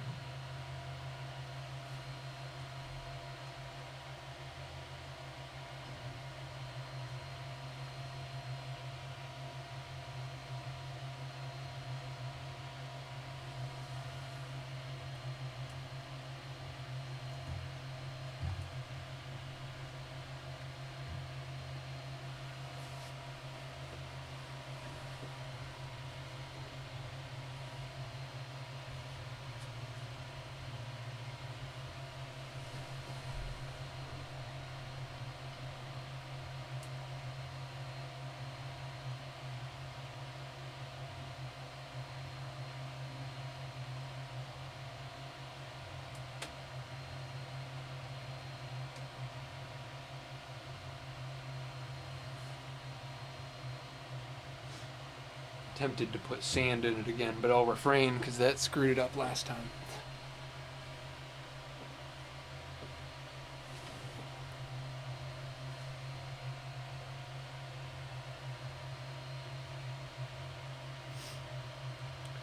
I'm glad I did go thicker on the walls, because that means I'll be able to sand it without hurting structural integrity. So if the tolerances are a little bit off, I've got material to work with.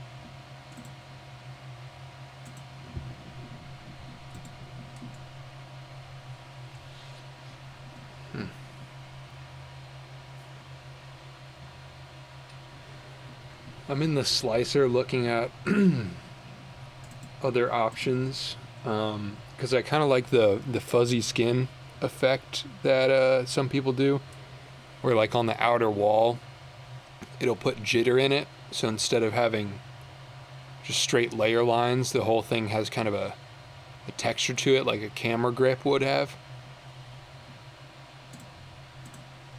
But looking at it in the slicer, it seems like it damn near doubles the time on this print. It adds like 2 hours to add fuzzy skin, which I guess makes sense because it can't move as fast.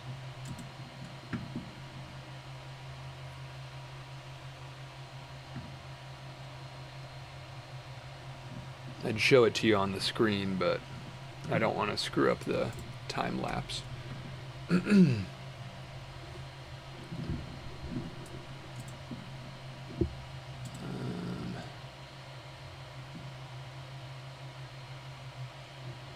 Oh, I guess the bigger you go on the fuzzy skin effect, the less time it takes. So by default it was 0.8 millimeters, which feels kind of... Oh. I guess at default it only adds like 20 minutes.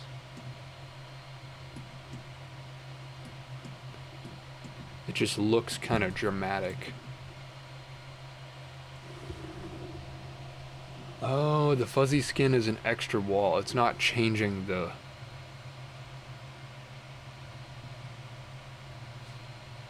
Or is it changing the wall? No, it is. How many walls? Yeah, I had 5 wall loops. So it just changes the last wall loop.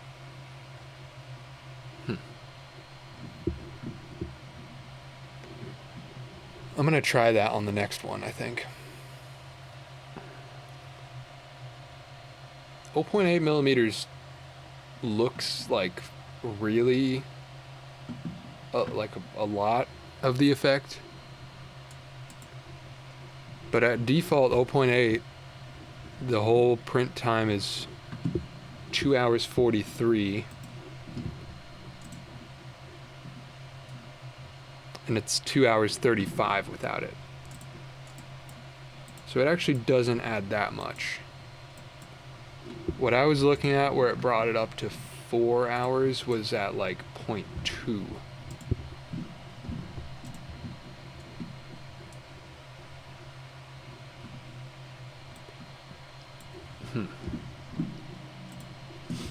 Alright, well if I have to run a second revision, I'll try this.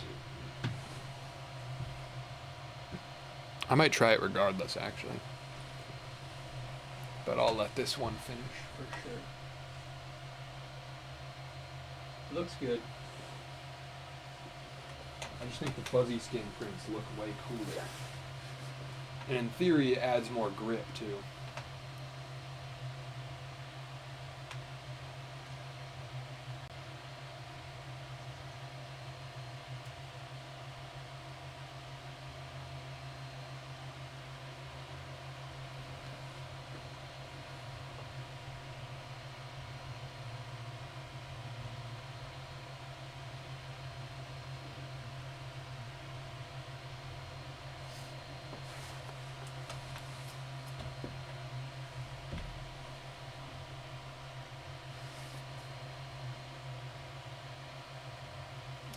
Is there anything else productive I can do on this project while I wait for this to print?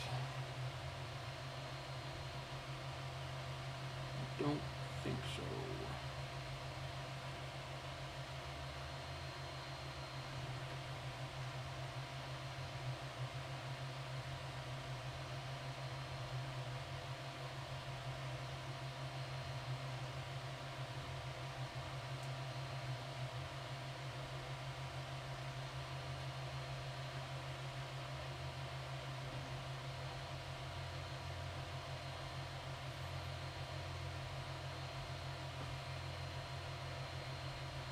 So once this is done, it'll allow the tripod to slot into the light stand without spinning.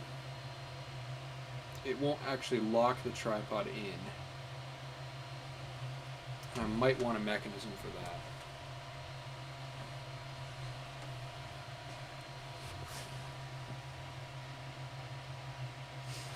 Don't know if someone already told you, but the kind of things you might print would benefit from a bigger nozzle. 0.6 or 0.8. I'll look into that. I actually don't know what nozzle I have on this thing.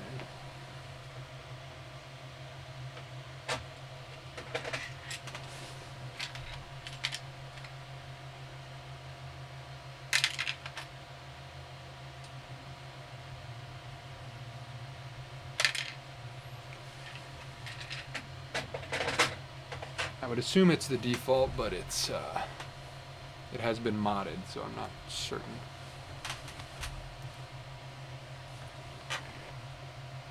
Ender nozzles are pretty cheap and easy to swap. Okay, sick. Yeah, I'll look into it.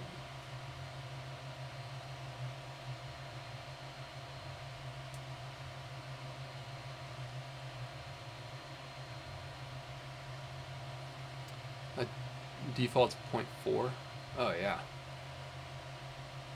I mean, if I can double the output of it, that sounds great. Because I'm not really printing stuff with super fine detail like that. Or at least not right now.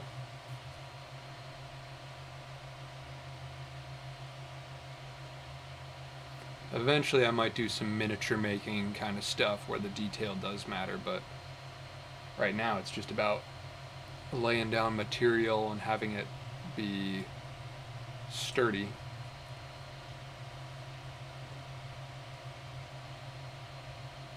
Yeah, I'll check that out for sure. We're making good progress on this print.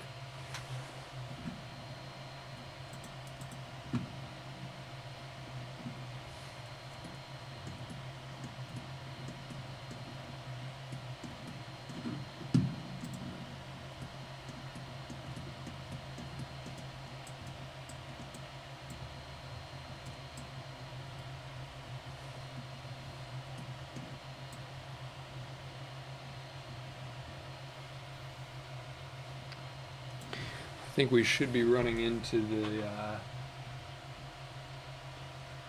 tab soon. Slices are set for 0.4 nozzles by default. Yeah, that is probably what I have in there then, because it seems to have been acting fine on settings for 0.4.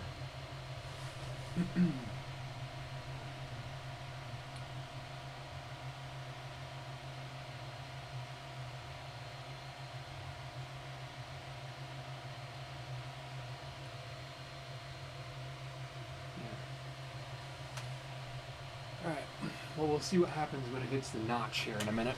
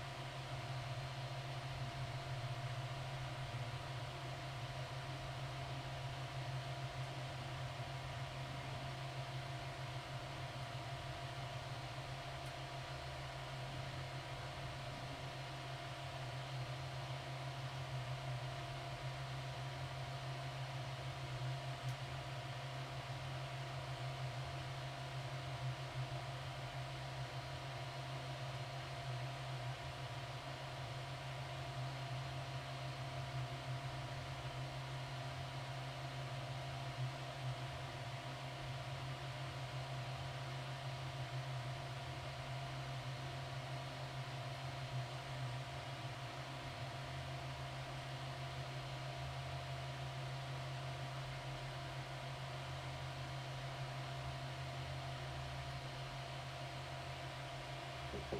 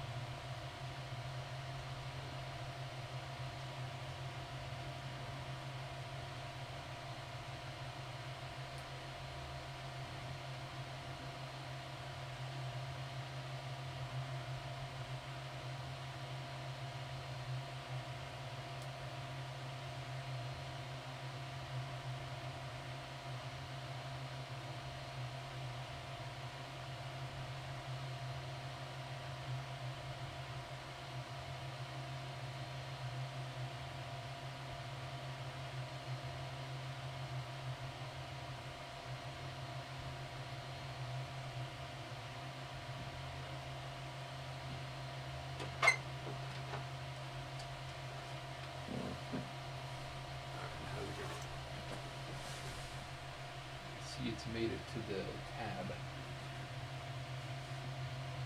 Oh yeah, it's going perfect.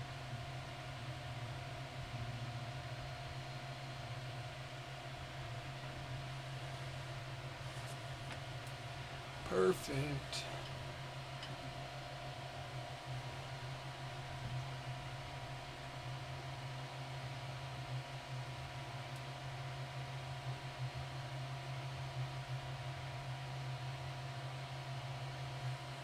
Great.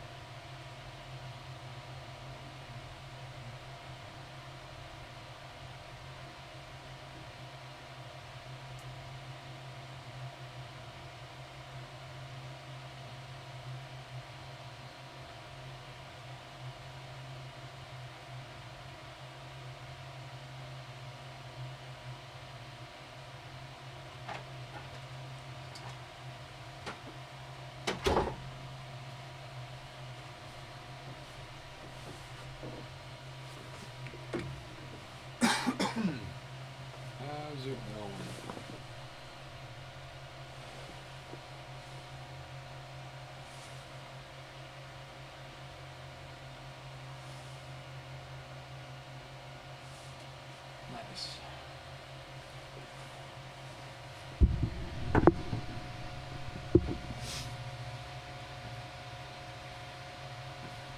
It's almost at the top of that little notch. Everything seems to be going fine. So it should bridge over here in a minute. And then it's the last stretch.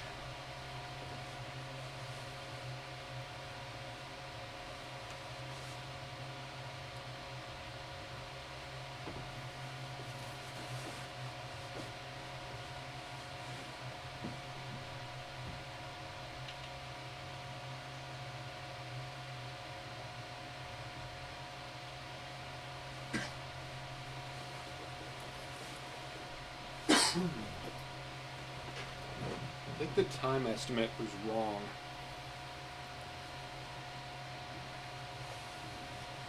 Or maybe it changed after I guess I changed the speed.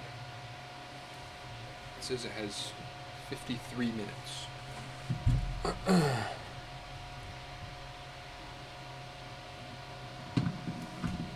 see.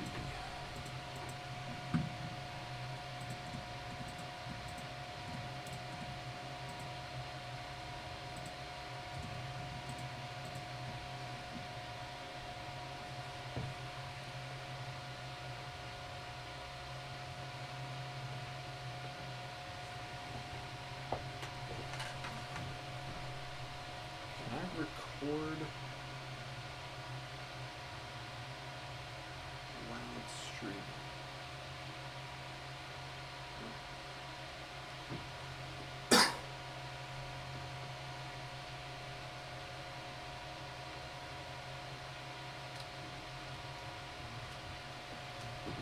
Let's check.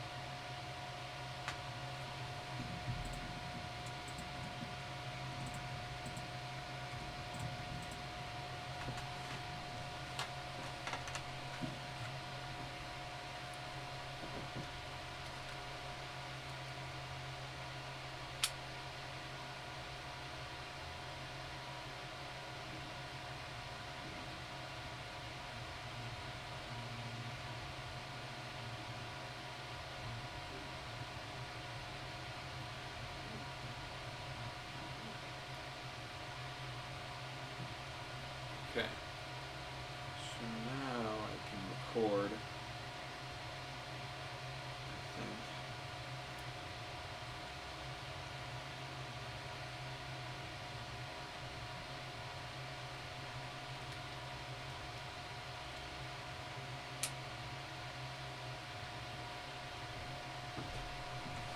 Because if that works, then I can keep the time lapse going while I do other things.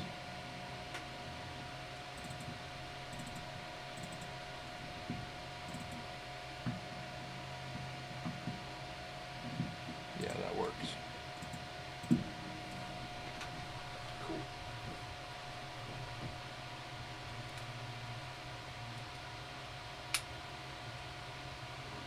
So I can roll there.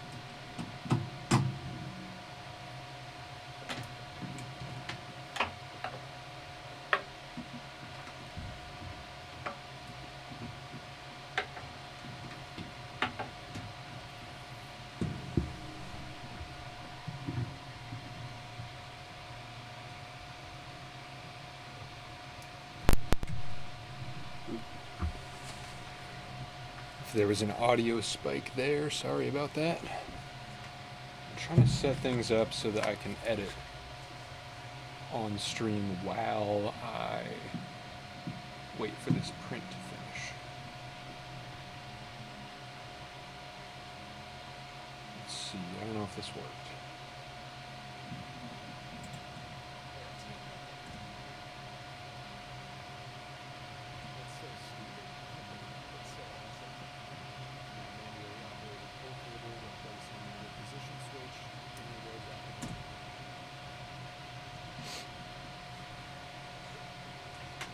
Let's see.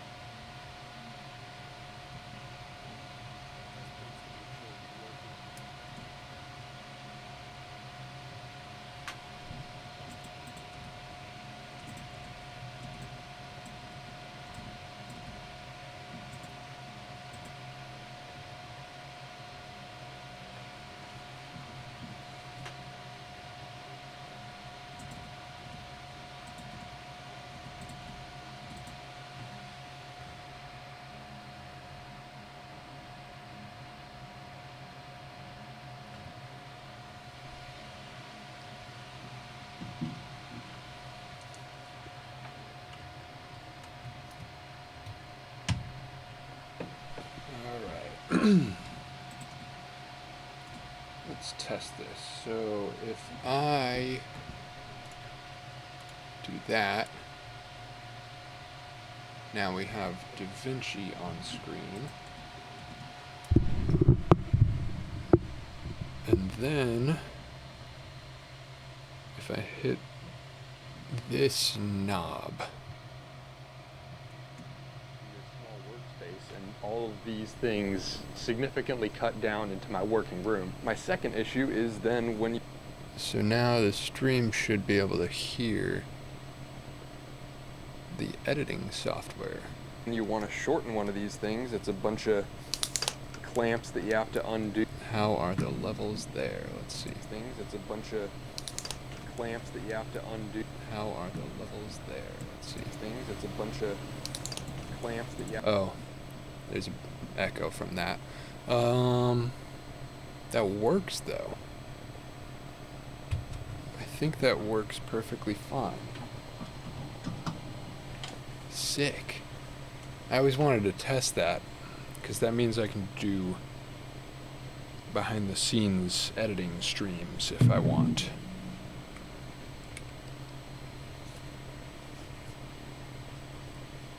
Let's see. Let me just double check.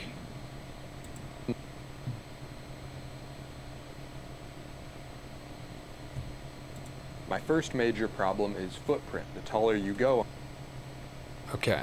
How does the audio sound on that? Okay. Yeah, that's fine. Sweet.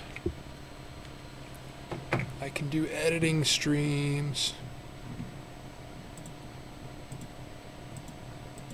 This is the video that this stream is for. The whole tripod build thing. So at about this point, it gets into the 3D printer segment. So I did a little recap of a couple things that we did on stream and some stuff that wasn't on stream. How long is that? About a minute of getting the printer working.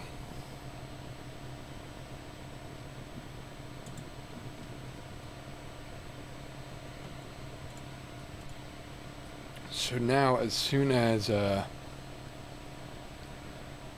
doing some fancy stuff right now. As soon as this file finishes transferring, I was able to stop recording on this stream but continue the stream.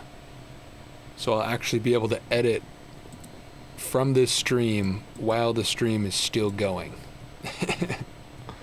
Which I think is pretty cool.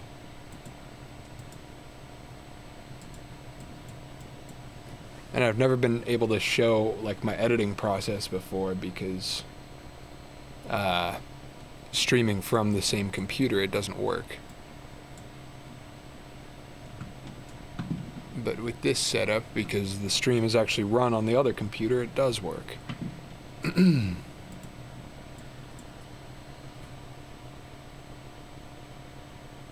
no, did the print... Wait, what's happening?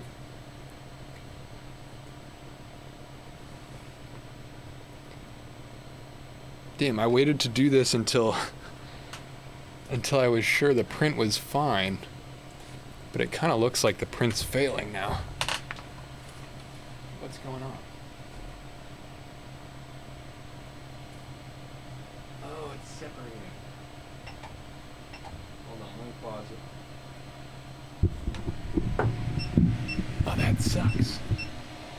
What happened?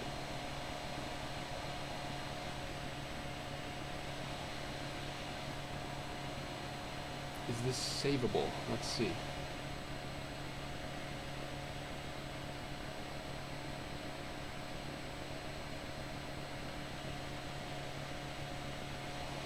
I'm not sure what went wrong.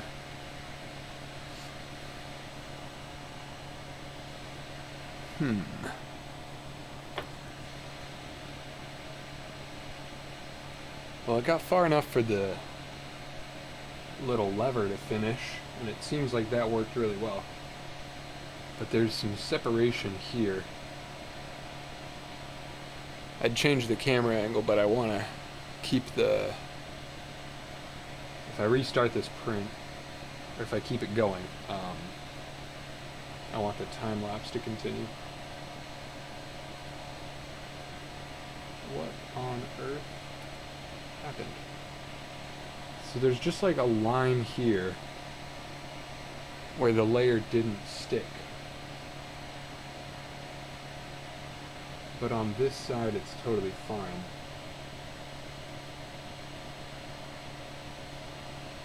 Yeah.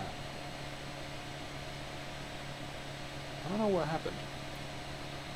It feels like this corner just went... There was no issues until then.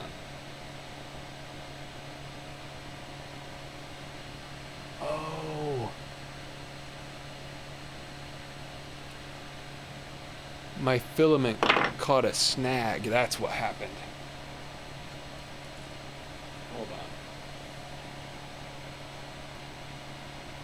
Yeah, so this filament was over at the end of the clamp, and it walked its way up to the rubber grip and got stuck on the grip. That is my fault, but I think the print will be recoverable. I think it'll turn out fine.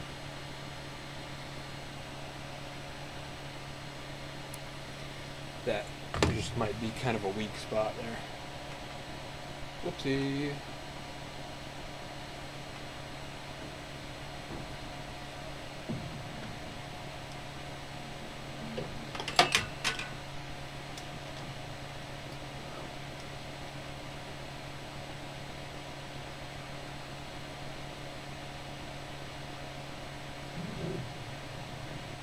Should have known that was going to happen. Alright.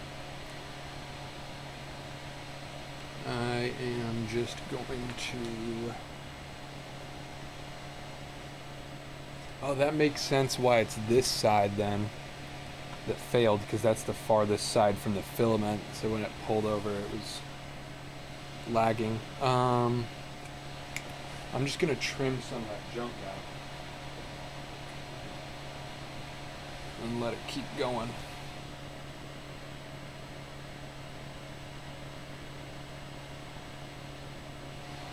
You know what? I don't need this to be the same shot for the video. It's interesting enough that I can change it.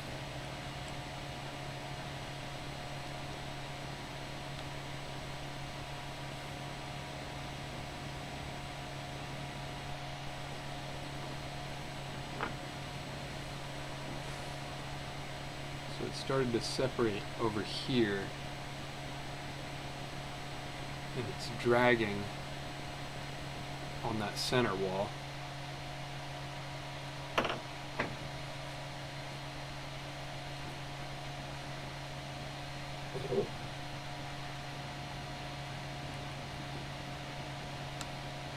Why is this tripod so firm?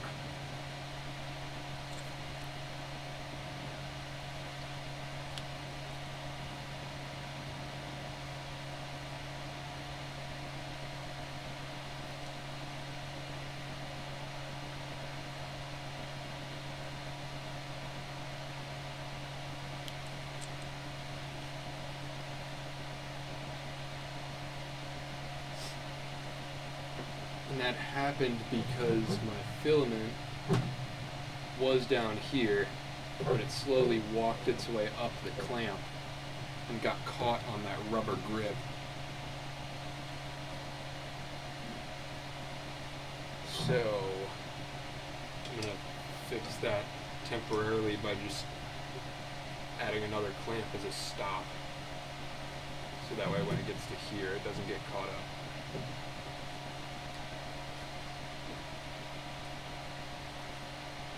That's a whoopsie.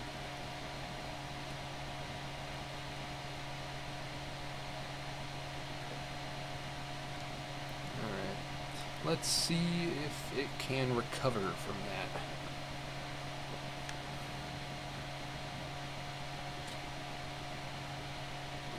I'm just going to trim out the mess.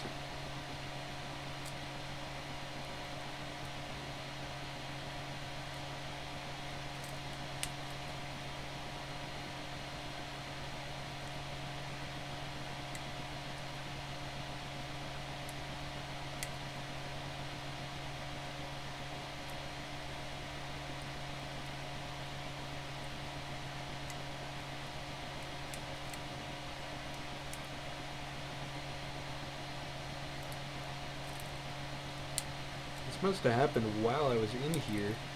I was just distracted.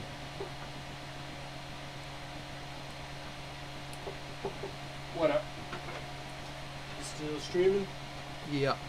Nice. It's just chill though. It's coming from AFK Primitive. Nice. So I don't know if anybody's actually here. I screwed up because this, yeah. I'll finish the print. But this got caught up. No. And so when it came over to this side, you see how there's like a little line there? Yeah. It just kind of got caught up. But this side is perfect. So I'm just gonna restart it. Not totally restart, but see if it works. I think I figured out how to set up my stream so that so I can edit on stream. Oh, really? Yeah, that's what I was about to do, and then this screwed up. Dang, 2-in-1. Huh? It's like a 2-in-1 then, editing and streaming. Yeah, for real. What?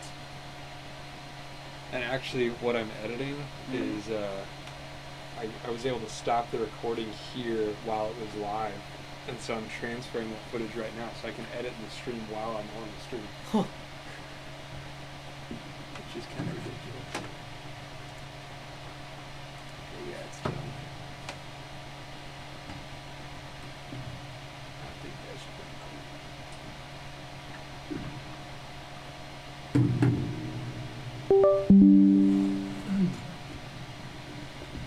The stream is done?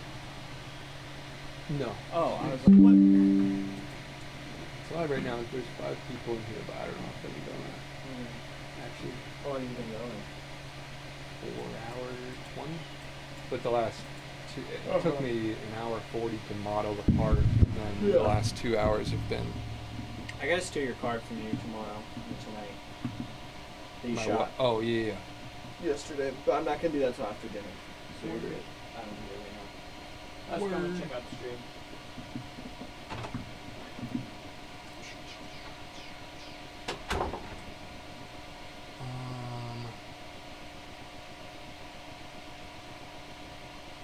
Okay, so I'm waiting on it to heat up again. And then it should be able to recover okay, I think. I hope.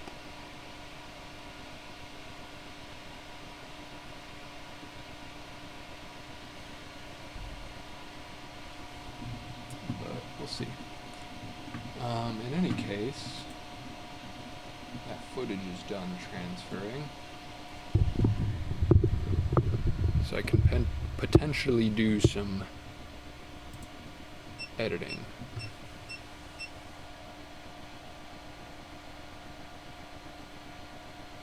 Oh. It's back up to temp. Should be able to finish it.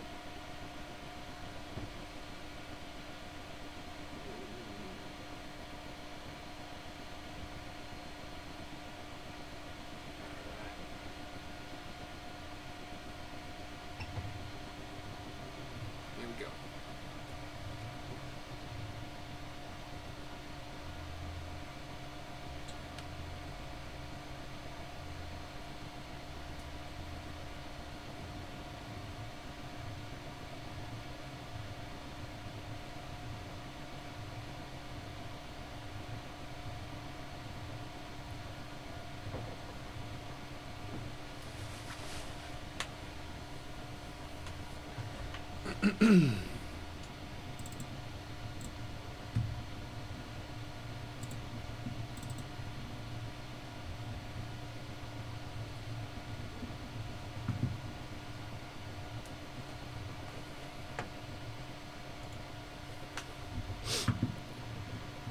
Okay, how long is this file gonna take? Which video is this? Light stand.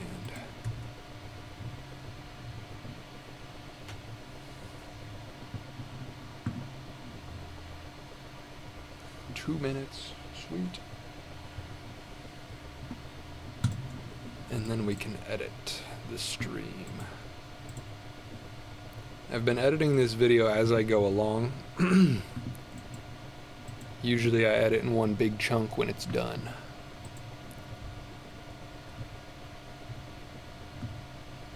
But this one's pretty much done to the 10-minute mark, aside from adding music, which I'm gonna make a new music track for this one.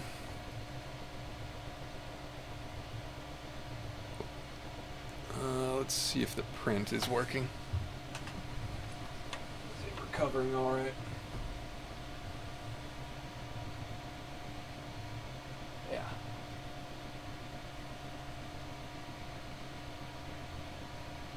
Seems like it's doing fine. I think what I might do at the end is just throw some super glue into that layer separation.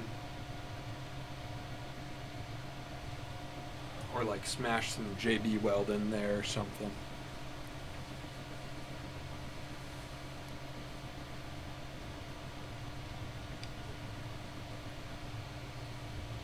Let's see.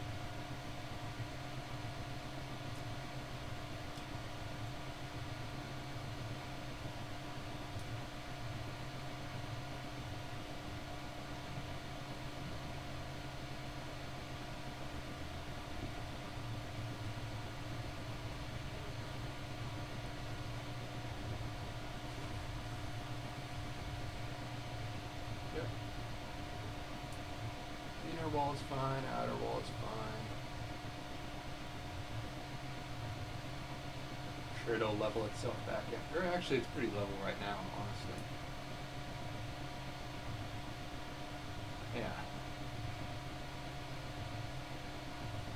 I think a little super glue will patch that spot right up.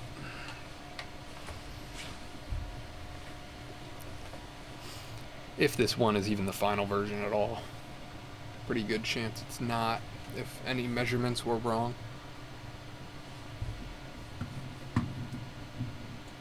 Alright.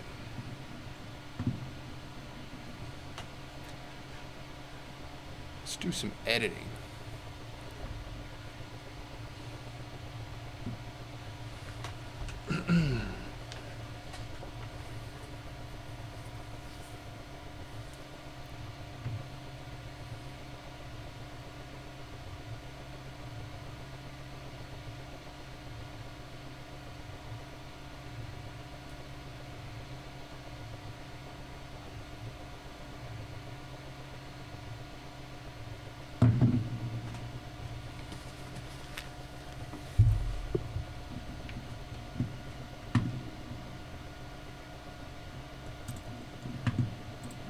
Okay, so this should be the stream from today, at least the first 3 hours of it or whatever.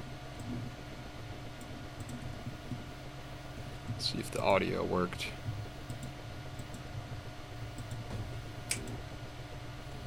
So while it was nice outside, I started working on my car and then it got nasty again, but I was in the middle of things. Perfect.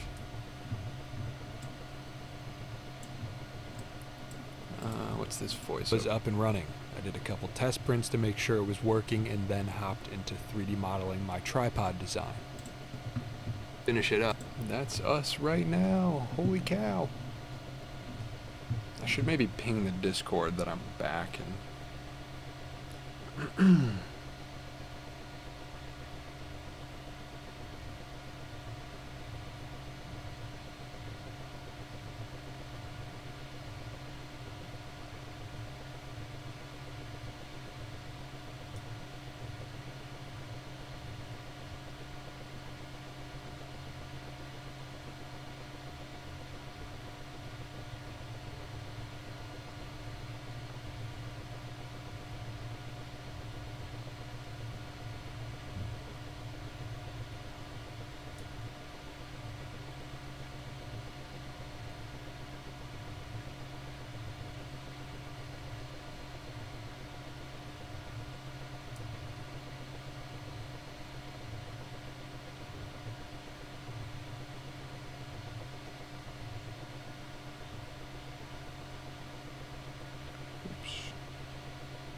copied the link wrong.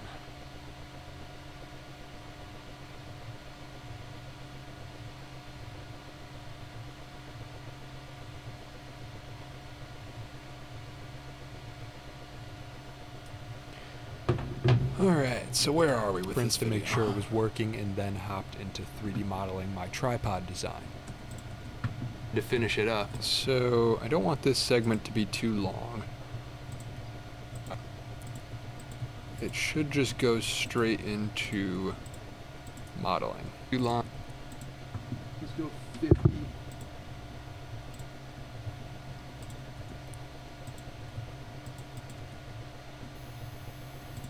Back. Oh yeah, that was where the audio got crazy for a minute. I do feel like the color is screwed up on this recording. It's always slightly different when I record in stream versus in camera. So it's yeah, that looks better. Lot maybe too dark.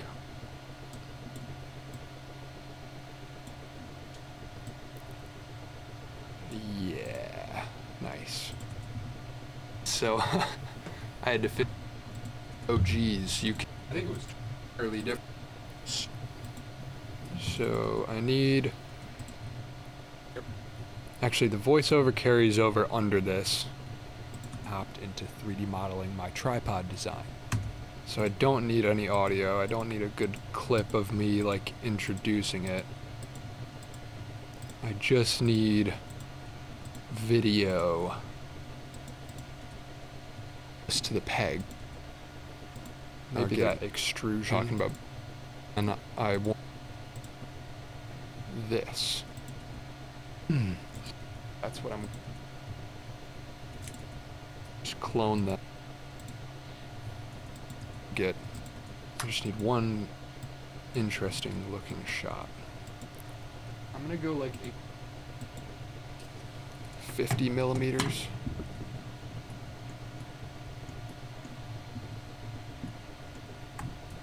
And then the top a couple millimeters of that. Yeah, that looks cool. And then the top a couple millimeters of that. And then the top a couple millimeters of that. Okay, that should be all I need. Cut that audio It out. was working, and then hopped into 3D modeling my tripod design. I want that little pan to happen when I say Hopped into tripod. 3D modeling my tripod design.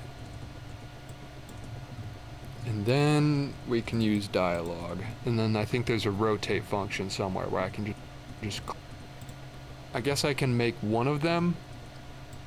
This is not the easiest thing in the world to. I should move this because on the stream.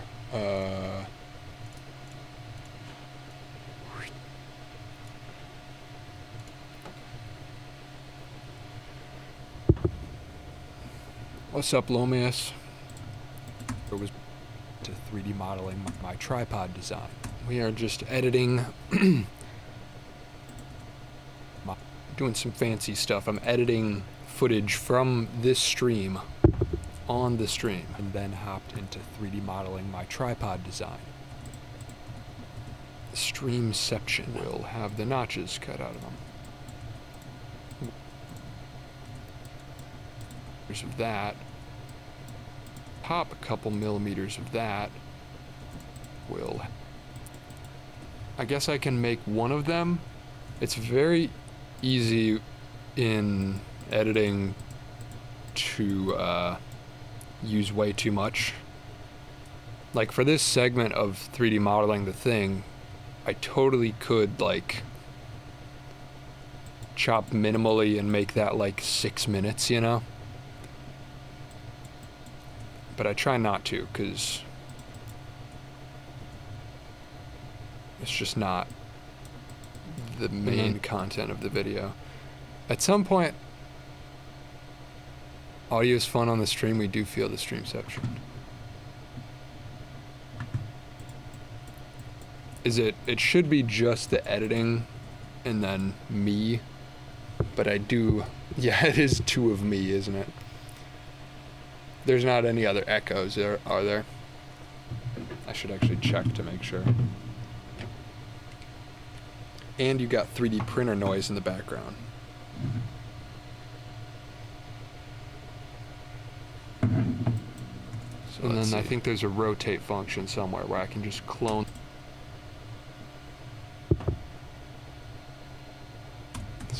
Yeah, that could be quieter, honestly. I can turn that down. So that's what I'm gonna try. So that you know which one is me. Just funny, sometimes it's hard to realize if it's you or past you. Yeah. Because past me in this scenario is like 2 hours ago on exactly the same settings. So I'm sure the voice sounds exactly the same. This is not. That is funny.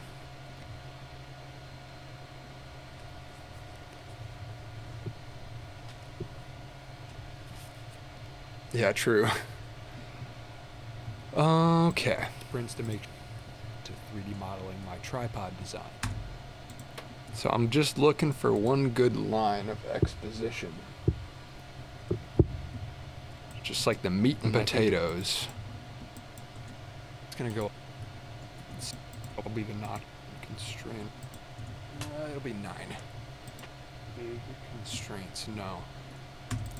Now we're doing functional stuff, baby. That's kind of funny. -9, I guess. It'll be 9. It's going pretty smoothly so far. Those 3 notches get cut down. See, 3D modeling ain't so scary. Oh, I did say that line specifically for the video. I'll just take those 2 lines, center point, and 3. There you go. Look at that.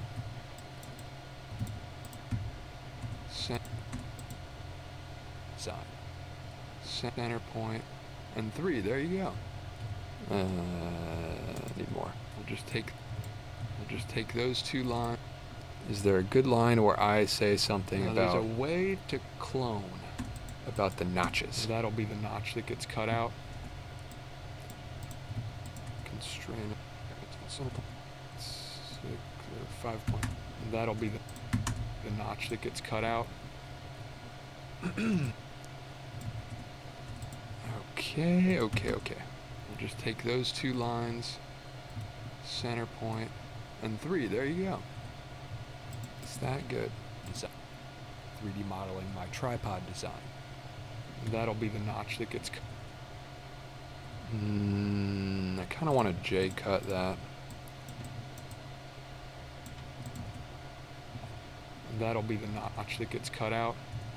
We'll just take those 2 lines, center point, and 3. There you go. Look at that. See, 3D modeling ain't so scary. See, 3D. Do I need the line of me saying something about the rotate tool? That'll be the notch that gets cut out. We'll just take those 2 lines, center point, and 3. There you go. Look at that. I do kind of want that line. Let's look for that. We'll just take to clone. Constraint. That'll be the notch. Way to. Now there's a way to clone and rotate, correct? I didn't deliver these lines very well. Circular pattern, let's see. For tight, I talk so slowly with so many gaps, and that doesn't work for the videos. Circular pattern, let's see how this works. That could be good. That'll be the notch that gets cut out. Circular pattern, let's see how this works. Objects. Center point. Works. We'll just take those 2, center point, and 3. There you go. See how this works. And 3. There you go. Look at that. See, 3D modeling ain't so scary. Smoothly, so it's still too slow. So those 3 notches get cut down. It'll That'll be 9. Or negative 9. Now we're doing functional stuff, baby. Constraints. I think that is literally the part, aside from... You know what? Do I just cut straight to that line? Tripod design. That'll be the notch that gets cut out. I think that is literally the part, aside from circular pattern. Let's see how this works. Yeah, I don't need that. And 3, there you go. Look at that. See 3D modeling 8. See 3D modeling. And that'll be the notch that gets cut out. And 3, there you go. See 3D modeling 8, so scary. I think that is literally the part, aside from whatever. I'll leave it there. Don't want to start cutting too much when you're editing. At least for me, if I dive too much into a small segment, then it can get, I can just chop it too much. So I gotta know where to leave it and then come back to it later. Part, aside from whatever mechanism it's using to lock itself into place. That's a little wordy. It'll be between. Do something that I don't necessarily have to, but that I think will. I'm just gonna flatten out these sides because the pegs themselves. I don't need that. There's a way to add previous edges in, and I can flatten out those sides. Isn't on one of those faces. Yeah, I do kind of want to do longer form videos of the streams because it's like all of this is getting cut into 20 seconds. But I could like make a 20-minute video of it for the second channel or something. Actually isn't on one of those faces, so that didn't help. But oh wait, no, that's why I can make a plain offset from the. So then it's going to be printing from the bottom. I like how in the video right before this, I'm like, oh yeah, I'm going to 3D print because it's going to be really precise measurements, and now I'm just rounding everything off to the nearest millimeter. I did say that. So there's kind of a balance here in making the tab of like, I want it to be sturdy, but I also want it to be flexible still. But I guess realistically, I hardly want it flexible at all. But I think it actually, I like how in the 7, well, I guess I'm not making that. Then it's going to be printing from the bottom, so I want the tab to come up. Do I need, or do I just cut to voiceover so I can have a snappier thing here? I like how in the video, I don't know. I think it actually, there's kind of a balance here in making the tab of like, I want it to be sturdy, but I also want. Yeah, I think I'll cut to voiceover. Well, I'll leave that on for now so I can hear if there's any good lines. Kinda.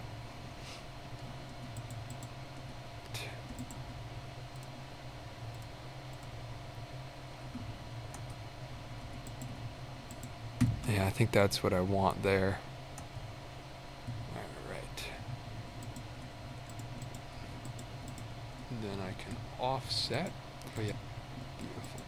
1 millimeter? Does that sound right?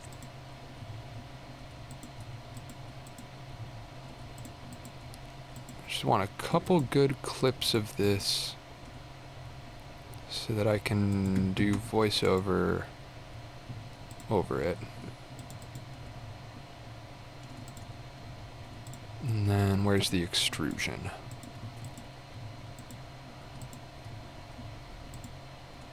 It's a hell yeah moment.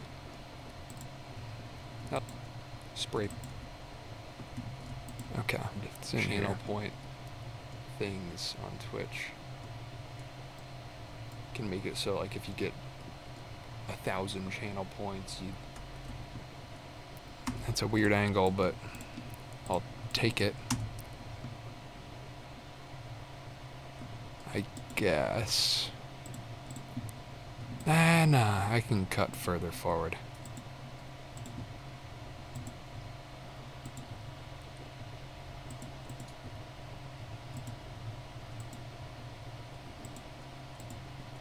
I can probably cut all the way out to where I add the little nub on it.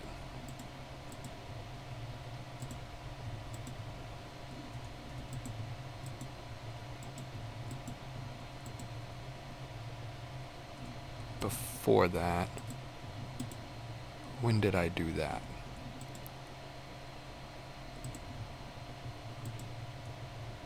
There it is.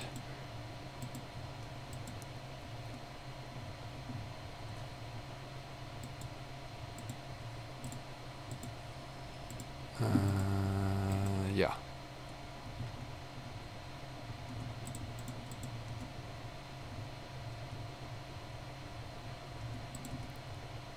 Right there. That's what I want.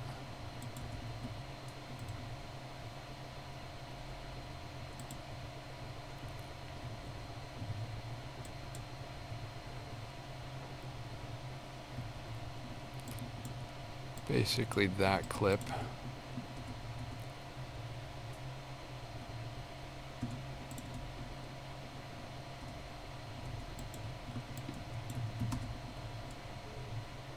When I'm doing stuff like these cuts, I try to like, if I'm cutting for voiceover, I'm trying to imagine like what I'm going to say.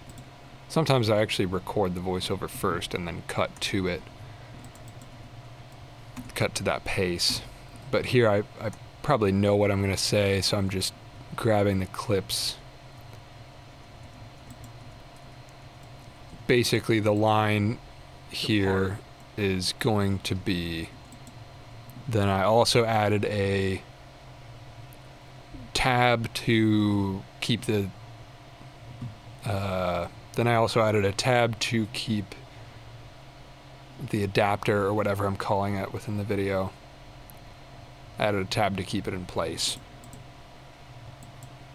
that had a nub that'll go through this screw hole. So I know that I've got a bit of lead up on the sentence until I mention the nub. And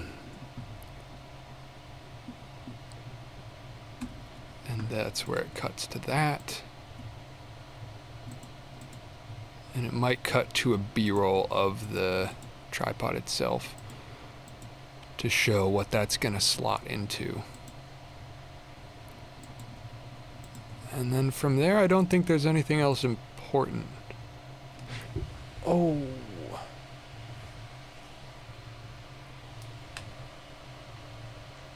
Never mind. I thought I forgot something on the design. I thought there was going to need to be a lip. Actually, there could have been. All right. If I do a design 2, I have to add that. There needs to be like a little ledge about here at these notches so that it can seat on top of the light stand post. I think it'll work without it because of this is going to act like an aligning pin. But yeah, I did forget to do that.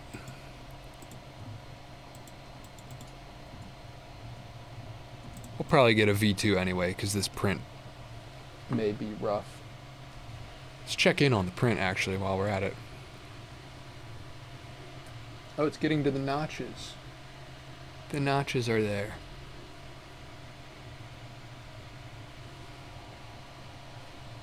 But yeah, you can tell that's where it screwed up when my filament got caught up. Which is unfortunate. Still though, a 2.5 hour print, not too bad. Not that much wasted filament if I have to redo it.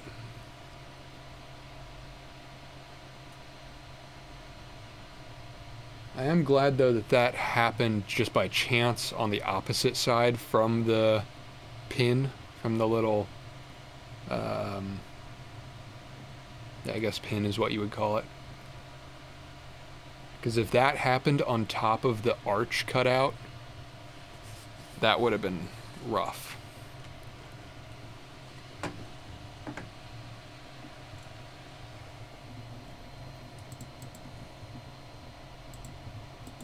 Alright, so what else do I need from this segment in the video? One final shot of the thing all put together. Or do I just do that on the slicer?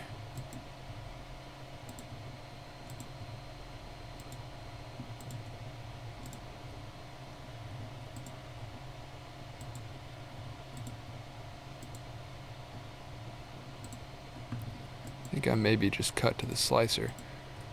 I want this shot where I skim through the, yeah, right there. And I think I'll use the dialogue from this. So, we're talking about this notch, and then final design. Sweet. Bringing the audio back here. Yeah, that's a thick wall. Okay, see, this is what I want though. So it looks like I need at least 3 lines on the wall to have this peg not have any, which is what I want. I want 100 on that peg. That looks good. I think this thing's gonna be pretty strong at these settings. Oh, and it's only 2 hours 30. This thing. I like that line, but it's not the best angle. Yeah, that's a thick wall. Okay, see, this is what I want though.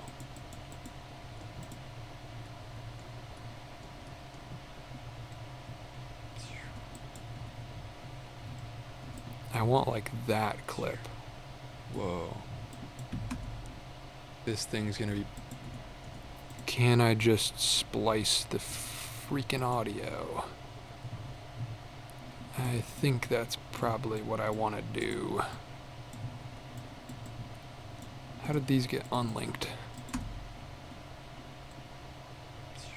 I think this thing... I've got triple audio. I think this thing's gonna be pretty strong at these settings. I think this thing's gonna be pretty strong at these settings. Wait a minute. I can totally cheat this. I can do some video fakery here. Because my face cam is on a different whole thing. So I can crop out to just my face cam and do a bit of a splice where I can have whatever line I want appear over whatever desktop I want.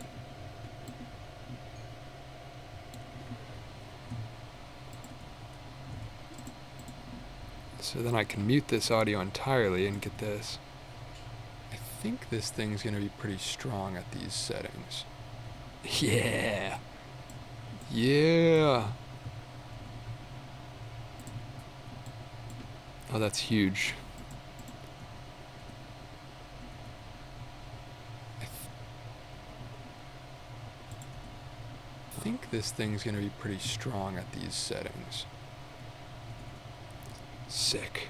Okay. So that functions for that clip. And then do I just cut straight to the print, I guess?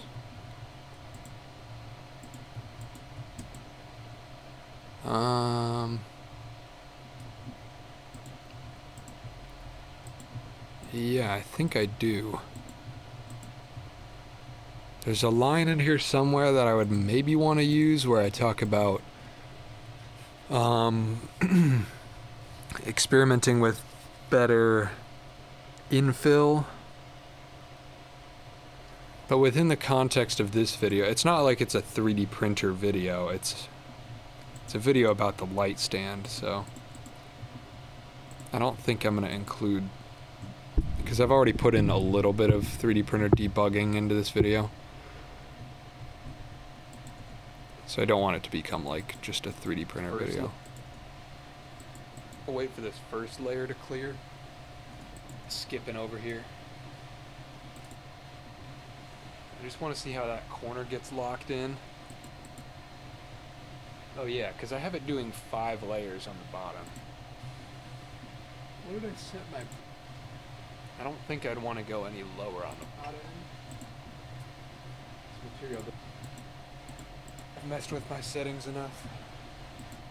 Based on nothing but vibes, I've raised my temperature, lowered my Z offset, so it's kind of squishing the material in a little more instead of laying it on the top. Lowered the speed and raised the flow rate.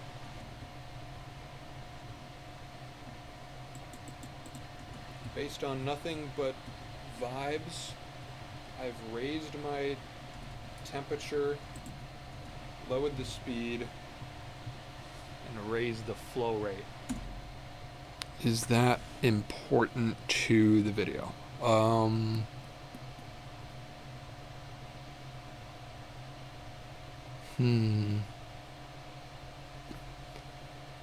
have to decide how in-depth I'm going.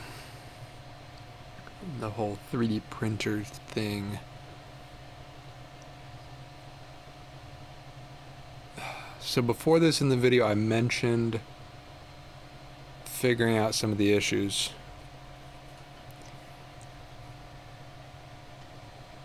I think that's a good line to keep. Based on nothing... I can cut it later. Based on nothing but... I would say no, but it adds to the fact you're learning it. Yeah. That's the weird thing. That's the weird balance with like my style of videos is like I want it to be like captivating enough. Like I don't want to include too much detail, but then I also don't want to misrepresent and make it seem like I'm better at things than I am. Because a lot of what people tune in for is like, oh, this is the first time he's trying a 3D printer, or like how hard is this if I wanted to implement this into my project?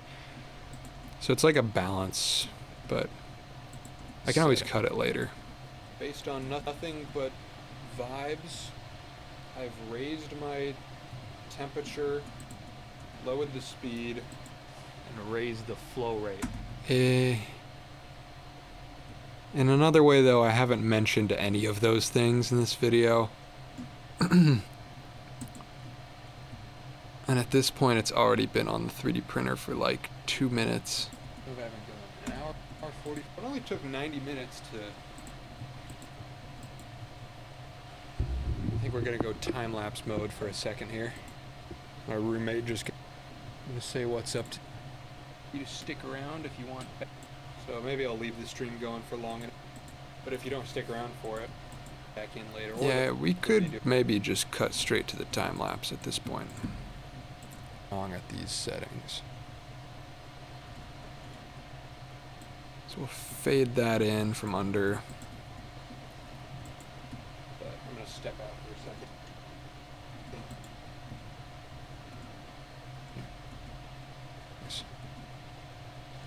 Oh, I forgot that was still there.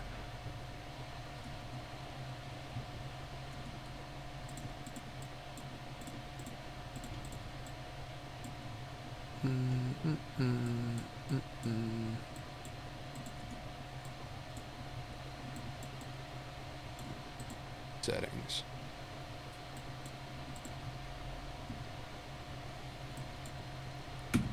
Now, how do I want to do... This is kind of a new thing. Everybody edits their 3D printing time lapses in different ways. Some people do straight up time lapses. Scott Ujan does his fancy thing. And this is not a precedent of like a style that I have established yet. Because this is the first video that's actually had a 3D printer in it.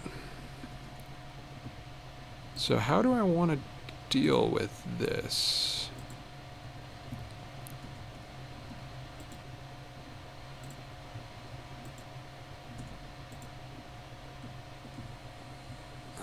what am I yapping about in here? Go on the next one. I slot into now. Alright, I don't know if I've seen people do this before. But what if I just jump cut around? But like...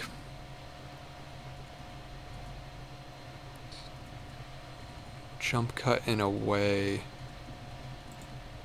where it's doing the same thing.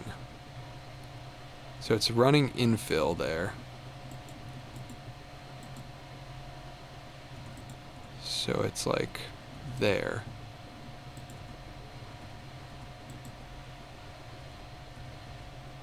It's running infill along the back. So like that.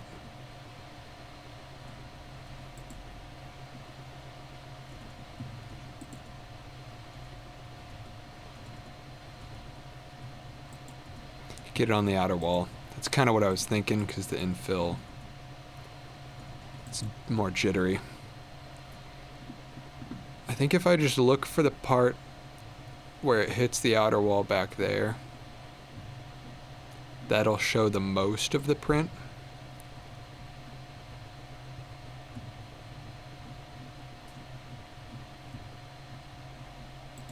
3D printing it is. I think this... So let's grab...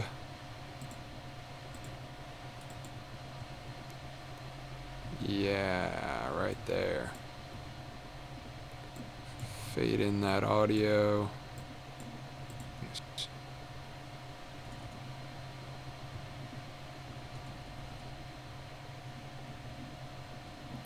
What if it cuts there? On that round. So the head's kind of covering it.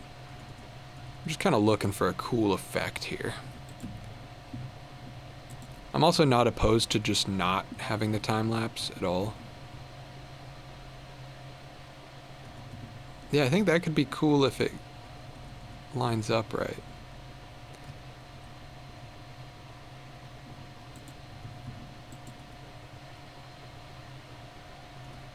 Yeah. Wait, oh, it doubles back there.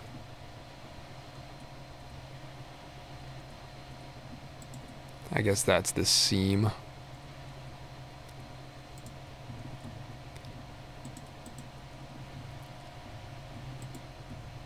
So we'll look for the seam.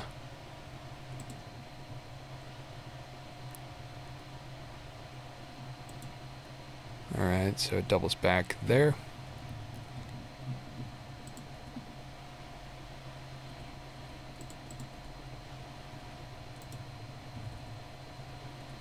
So right before it doubles back, actually.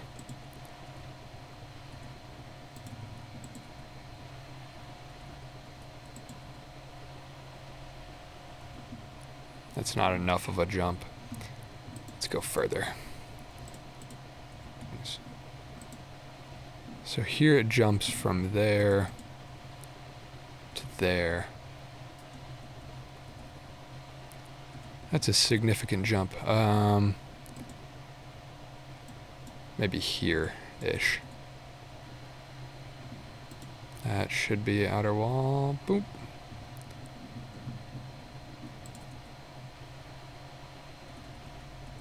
Yeah.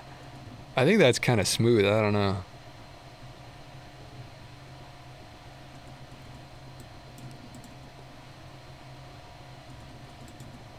Wait. It changed there.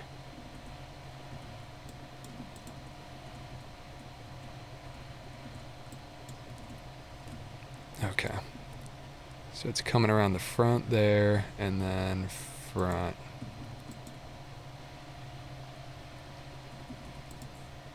A couple frames more.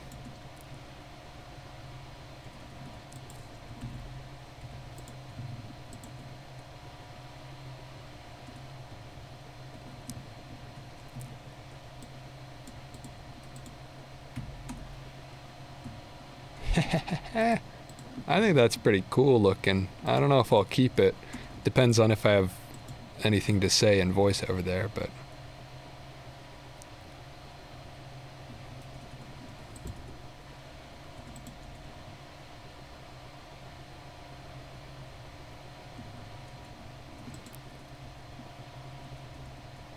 I think a touch further back.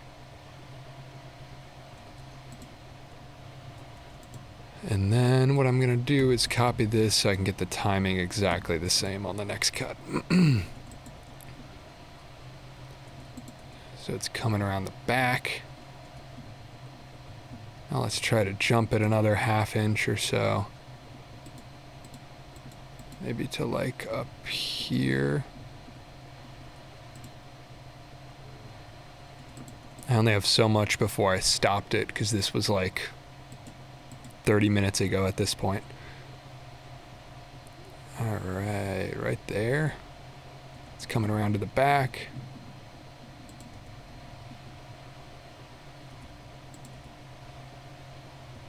That's pretty good. Alright, copy the timing again. And then it'll continue. How far exactly did it get before I stopped it?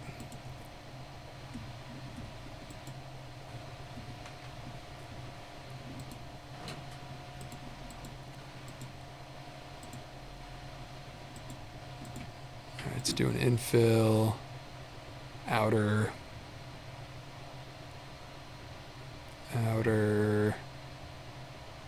Probably about there is where that clip left off. I didn't check. Okay, it doubles back.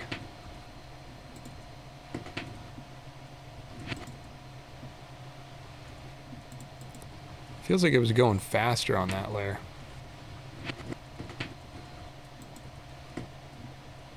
And we have messy audio there, so I'll clean that up.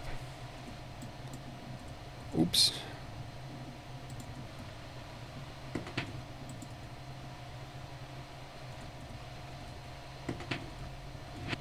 It's like there, isn't it?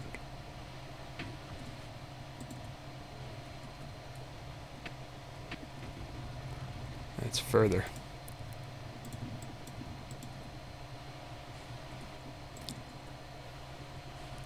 And that's not enough of a jump. So the next clip in this timeline has not happened yet.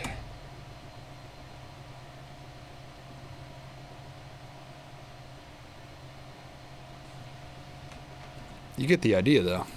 I think that's a pretty cool effect.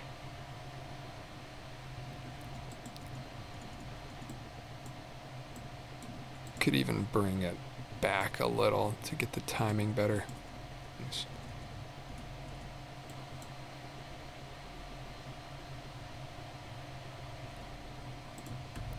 What if I just copy the timing completely to that front clip as well?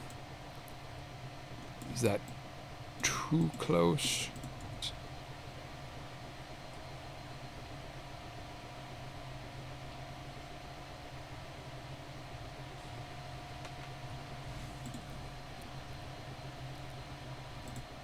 And then crossfade the sound a little bit.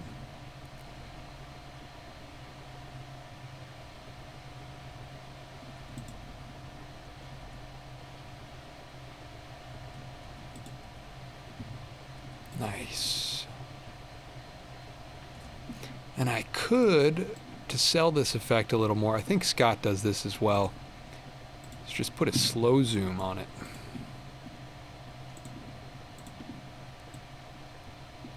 And that really makes it feel like real, I guess.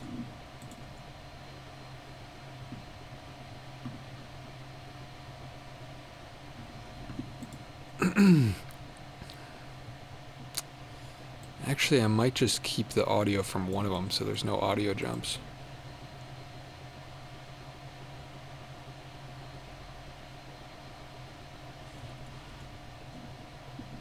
I think that's pretty freaking cool.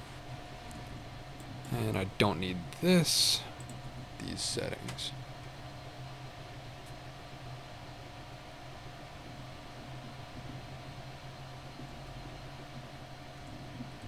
I think that's cool. We'll see if I have enough to say to fill that. I've just noticed the Hot Wheel in the background feels like my desk. They're everywhere. Agreed. I've got a load of them. They're so fun. This one's a Pontiac Aztec. Oh, I'm on manual focus, so it won't show up, but there it is. This thing's pretty close to finished. I'm glad I did this, though. And then hopped into 3D modeling my tripod. So we got But so awesome. With my manually operated pull cable replacing the position switch, the printer was up and running.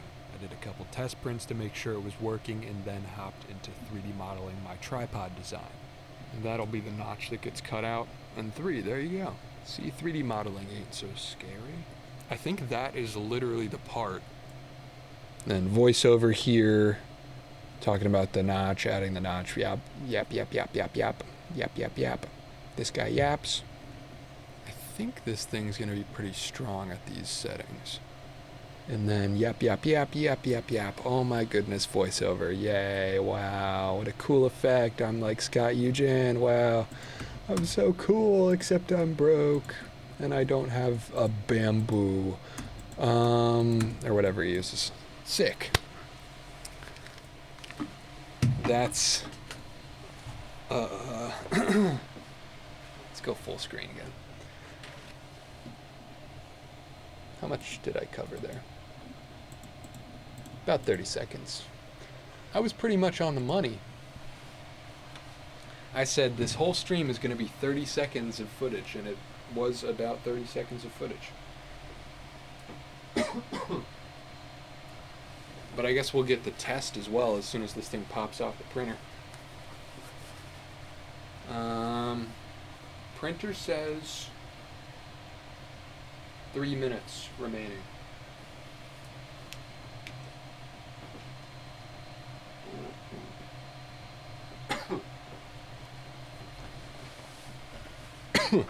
I should remove that ping from the Discord now because I literally edited everything that I could. I'll pull it back up.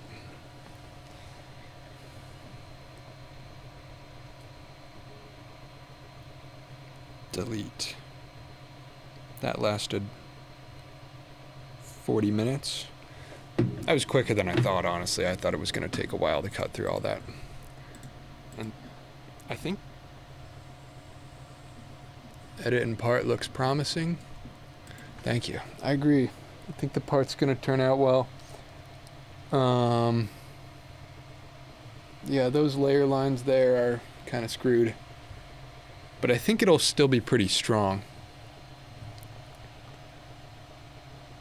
And chances are, I give it about a 50-50 if I need to change any dimensions on it. That might be hopeful. That might be too hopeful. But I think it's going to work good enough. I wouldn't be mad about having to reprint it, though.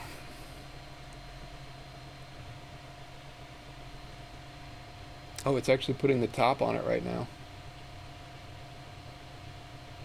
So we're within the last 5 layers of the part.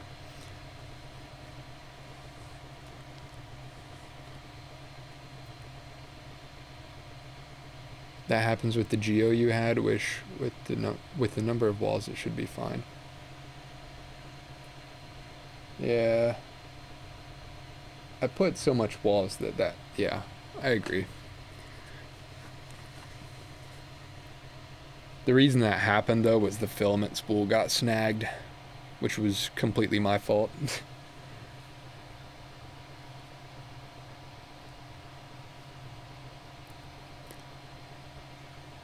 It says 1 minute remaining. Looks pretty damn good. I am excited to try this because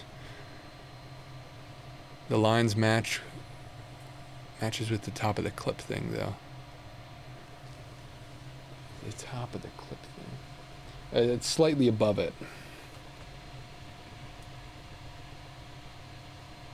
It was just that my filament spool started to get stuck And that's why it's only on the bottom left side that you're looking at right now, because that's farther from the spool. But yeah, it had me confused for a second, because it did happen like right about there. But luckily that side is fine. It's the opposite side.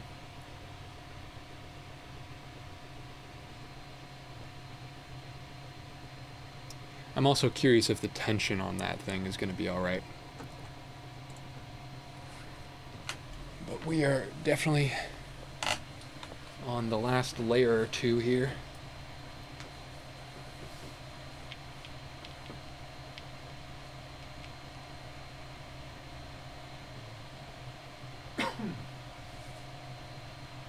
I'm excited.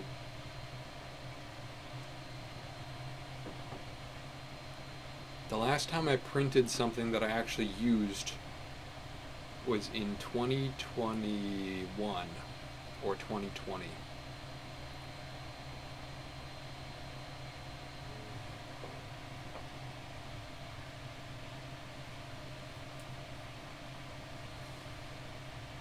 So it's been a while.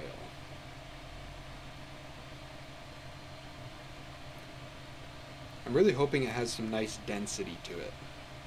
I don't like things that feel light and cheap. And that's, it's done. That's my problem with a lot of 3D prints, is they just feel really cheap. So that's why I went super thick with the walls on this. Alright, moment of truth.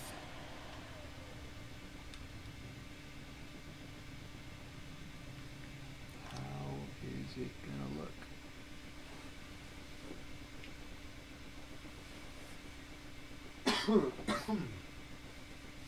Do I want audio good? Nah, I think this is fine. The mic, because this will be in the video.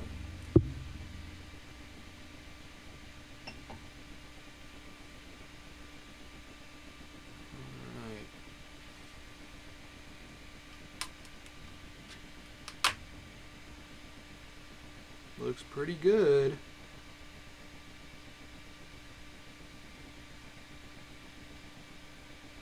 Yeah, that layer separation is mainly an issue back here. It feels pretty sturdy though. It's not like coming off, at least.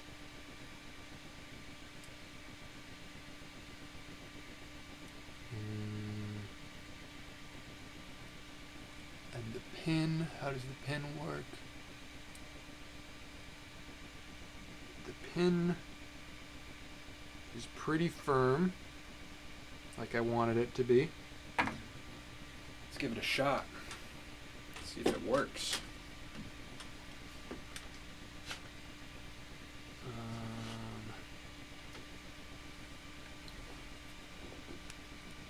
Soldering iron to melt it back together. True.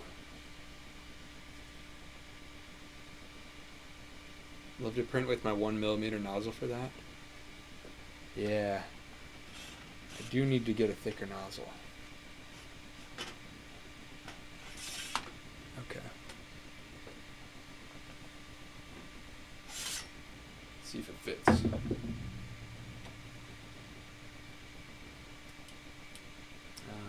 Bottom's a little messy. Have to clean it up.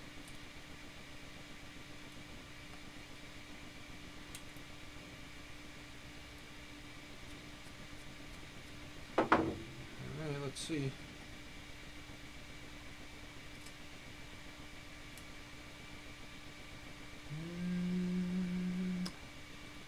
Might not have given it enough tolerance.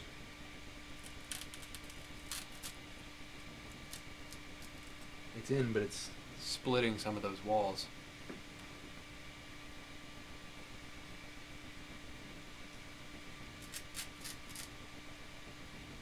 Yeah, I don't like that.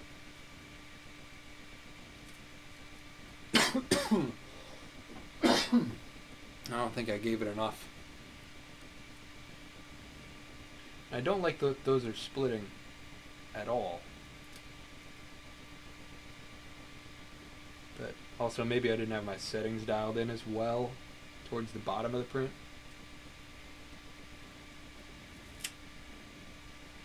Yeah. See, it's kind of just pushing all that material on the, it looks like just the very outer wall. So literally a fraction of a millimeter is the difference that I need. But I'm going to see if I can just force this on there. Oop.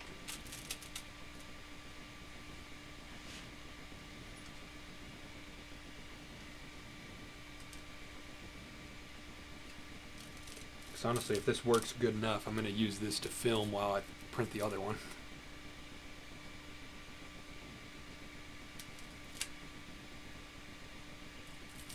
Can I just tear out the center wall?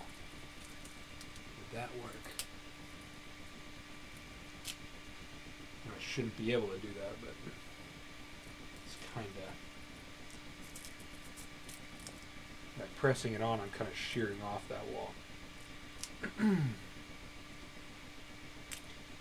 think somebody told me about that it'll shrink slightly. And that is probably what I'm experiencing.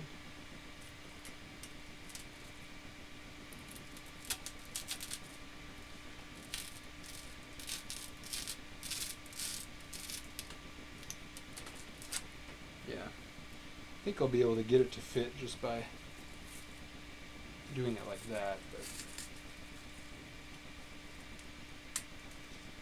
definitely could use a second print, which I'll do off stream.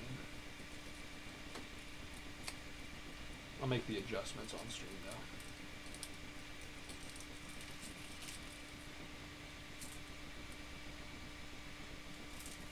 I guess I can test the top joint as well though on this one, because that could need adjustment. Some fresh regular PLA will feel a lot more substantial than that too. PLA shouldn't normally be crunchy and flaky. Yeah.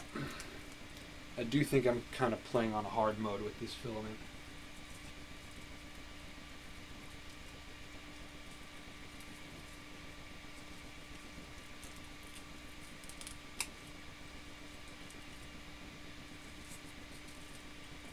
Are there physical stores that sell filament anywhere? Or is it like an all online thing? There's a Micro Center in my town. I wonder if maybe they would have some.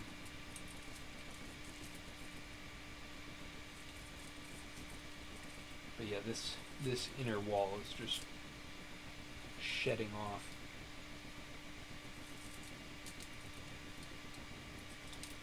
Which ain't right.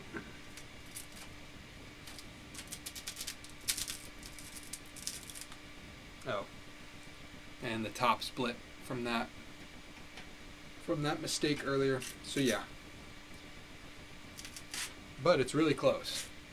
I mean, that's there with the first layer of inner wall gone. It fits pretty perfectly. So I'll just subtract that amount. And that should be golden. Does this part fit? That's the next question. We'll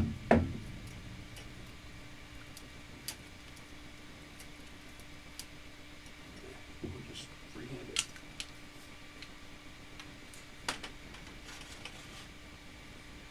Does this slot correctly?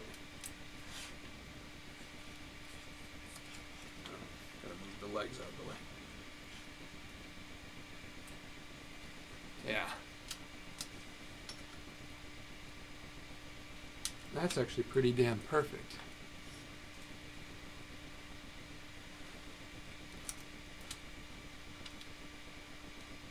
Yeah, there's like no wobble in that joint. So I think I nailed the measurements there.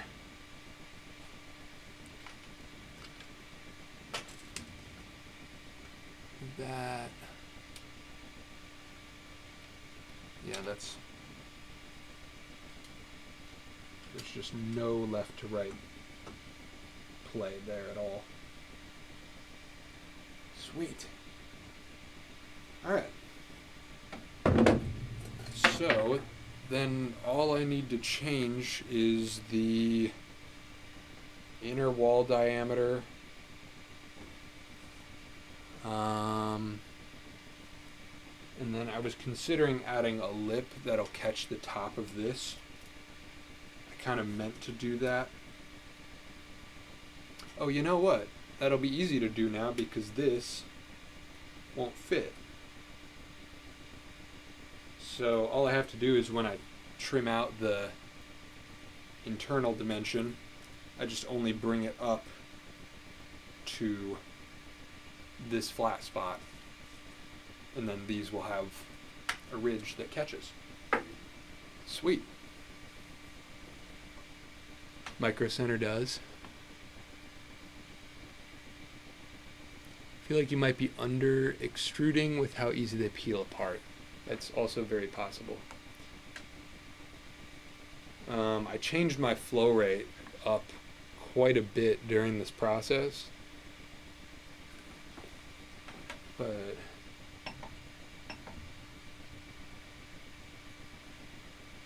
like, it was significantly higher than what it says to do when I Google it. So I don't know. That part don't make much sense to me.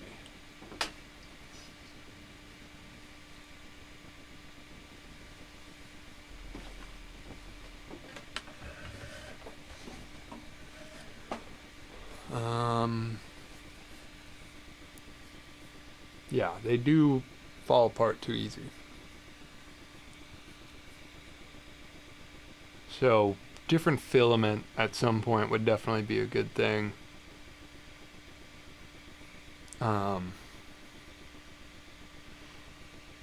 Is under extrusion usually just fixed by flow rate? Because that's what I was changing, but maybe there's something in the slicer too. I guess that would probably make more sense, huh?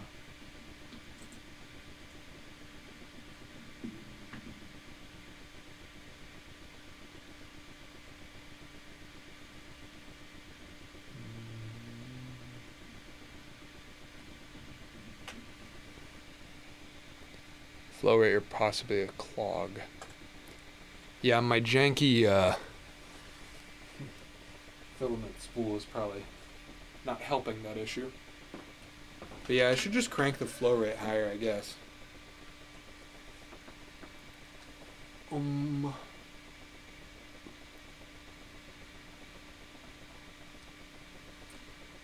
really want to get this whole contraption over here again. I'll put the camera on this side.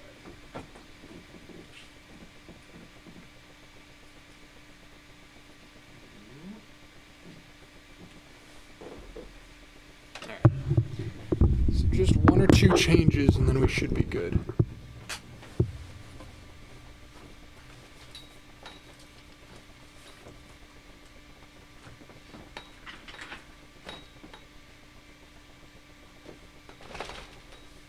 I think actually literally just one extrusion and then slicer changes.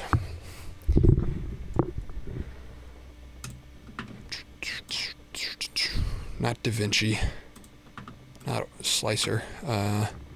Okay.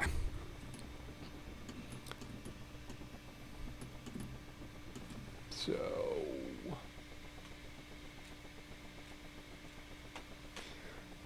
all I have to do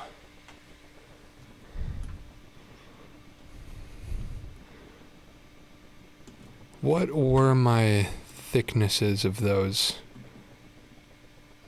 Line width. So that would be the thickness of each. So 0.4 millimeters.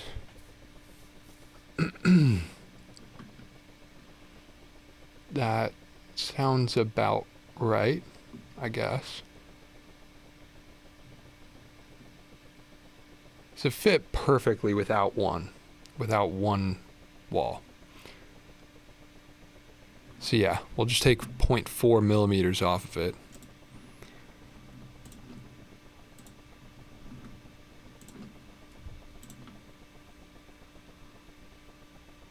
So it was...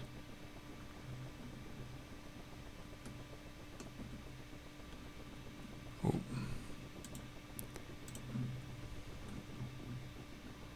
What is this? Am I in perspective mode or something? Oh, there's a chamfer there. Yeah. I actually don't know how to remove chamfers that I've done. I assume it's this.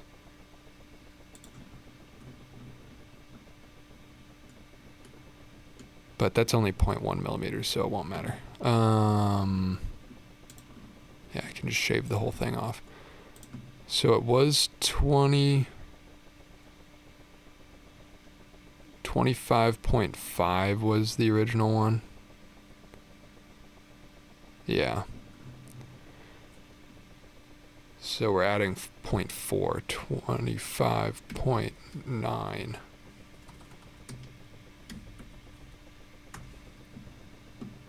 Right, 0.4, yep.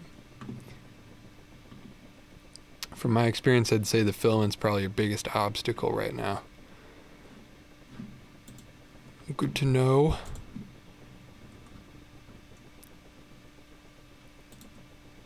I do kind of want to just blow through all of that filament that I have. But for stuff that actually matters, like this, yeah, I should be using something else. Alright, so...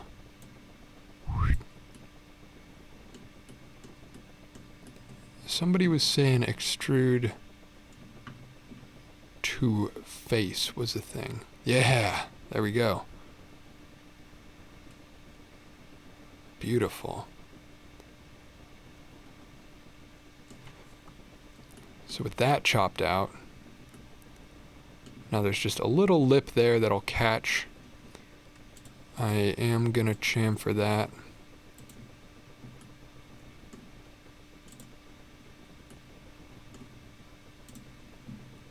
By my 0.4.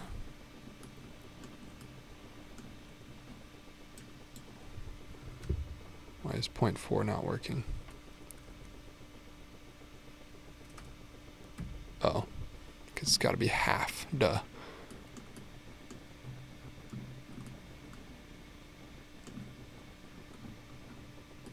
I think.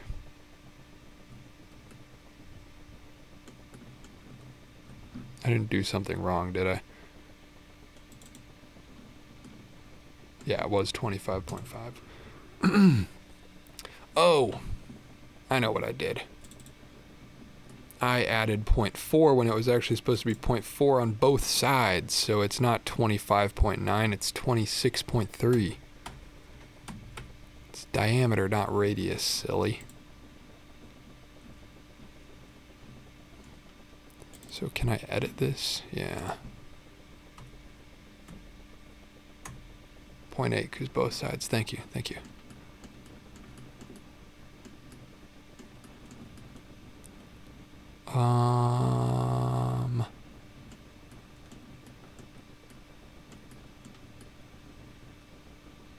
Yeah, that looks more correct. The pin... Oh. I just shaved off that thing. Can I just drag that loft up? Can I move him? Or do I have to remake that? I don't think I can move it.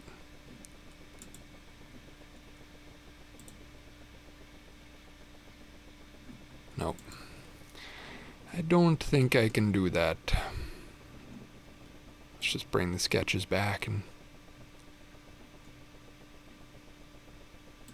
remake it.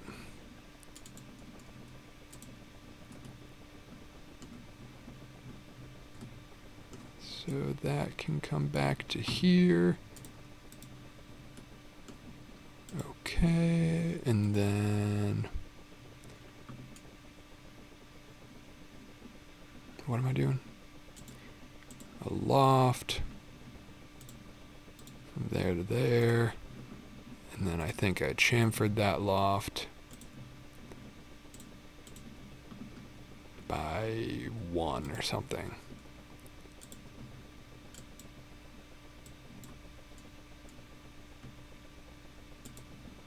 I believe that is what I did. You can possibly move it, but depends on if Fusion can sort it out. Yeah. I kind of remember that's how it was in Inventor as well. Would it just be click and drag? Oh yeah, it is. So yeah, it didn't let me move that one, but... okay. So tolerance should be fixed. I've added my lip that I wanted. And time to reslice it, I guess.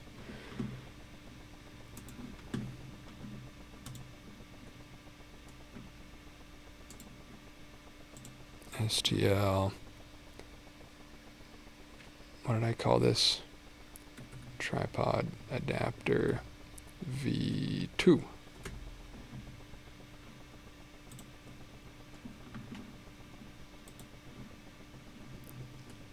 Alright, get this sucker out of here. However I do that. Delete. Oop. Import tripod adapter V2. Bigger and better than ever. Actually exactly the same size, but better. Now I want exactly the same settings, but I'm gonna change the flow rate on that one on the printer. And I kind of want to try fuzzy skin. I don't know. Am I crazy?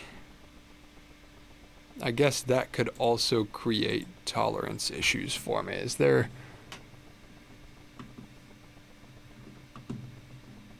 That might not be smart.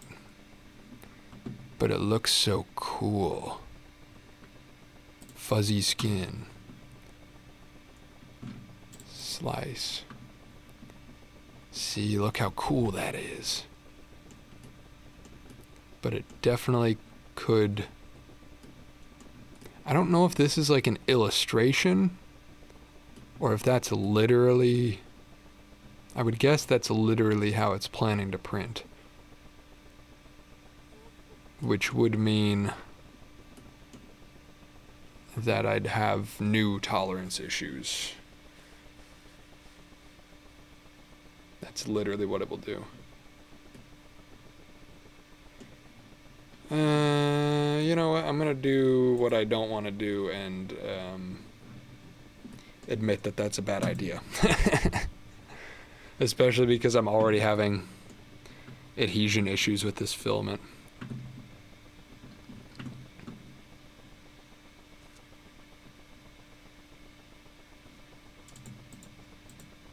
There's not a way to... Yeah. I don't see a way that I could put it on just the outside and not the inside, so I'll save that for something later. That's good for like a camera grip or something. Alright. That's all I want then. Export G-code. Tripod adapter V2, yes. this SD card over here. Oh, I did drop it.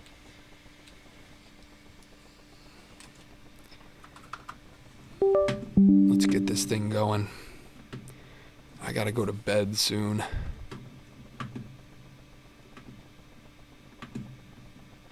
Because I worked at 6 a.m. for some reason. What am I doing?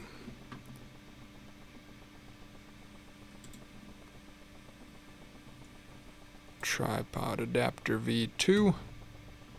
Move it over to new volume prints. Yahoo. And now we can cook.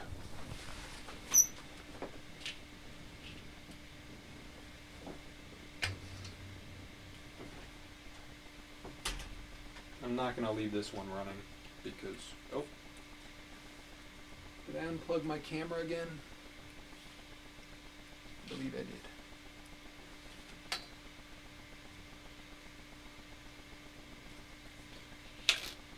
Yeah. I don't know why that's been happening.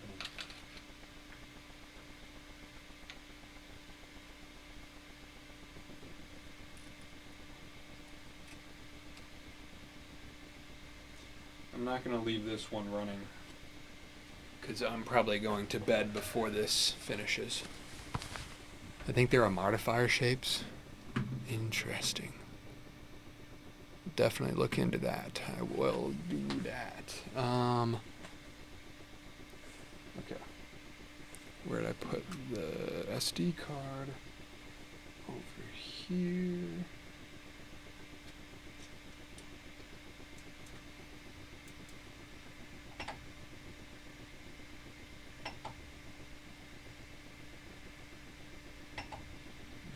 V2. And let's throw some hot glue on there. Or glue stick, not hot glue.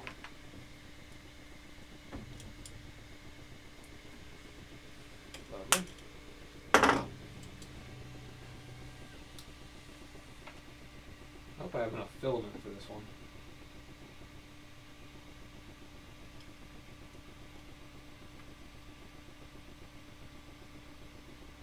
We'll find out.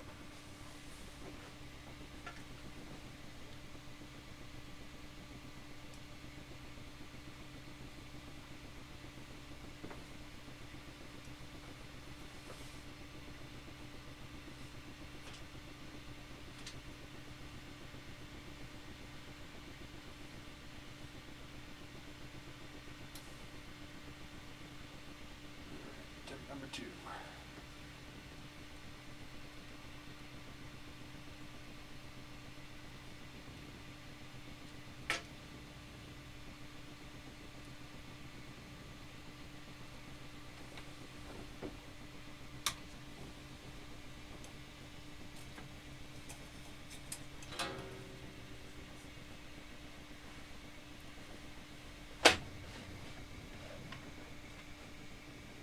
A little bit closer to where the spool is.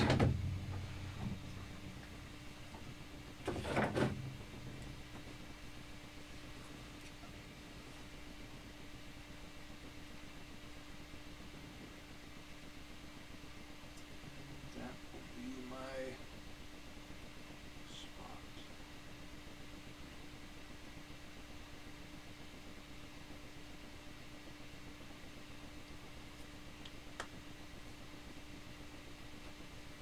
Bed is heating.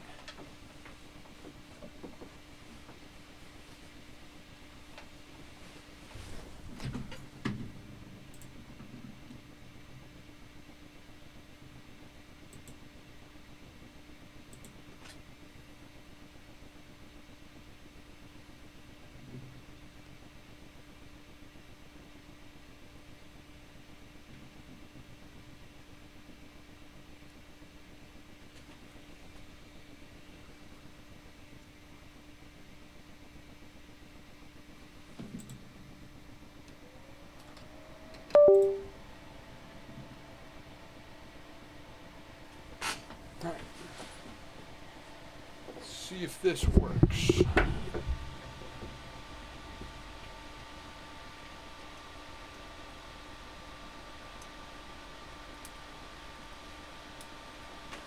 well is that sticking?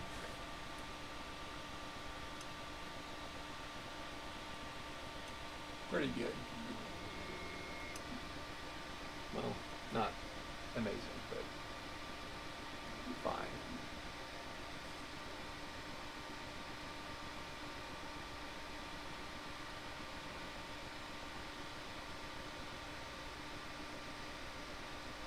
Back corner's low.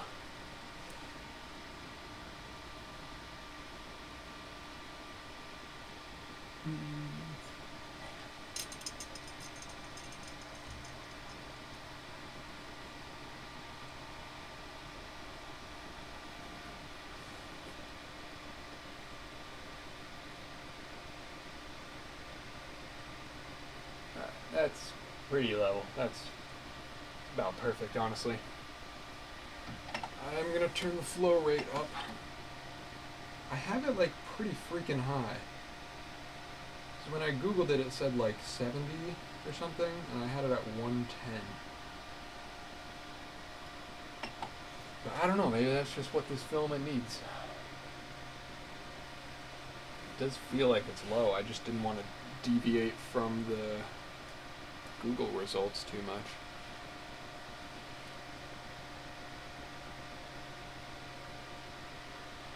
What happens if I just crank it to like 200? What does it do?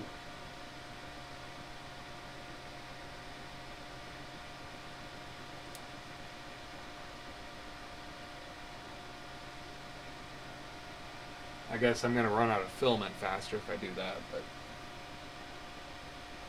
it does look better, honestly.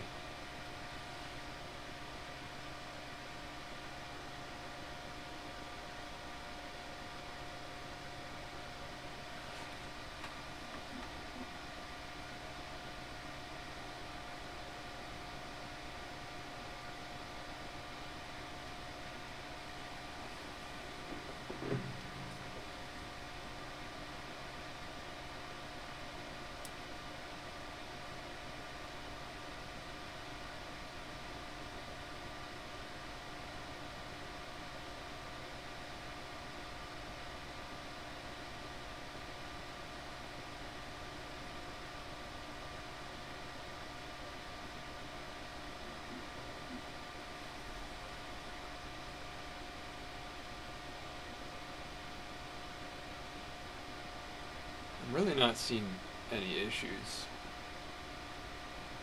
even with the flow rate like cranked.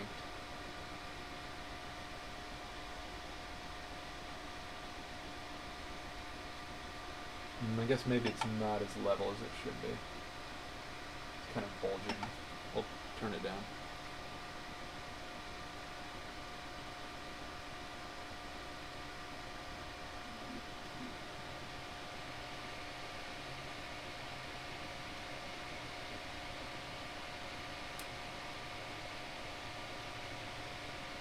Yeah, no, I think it's fine.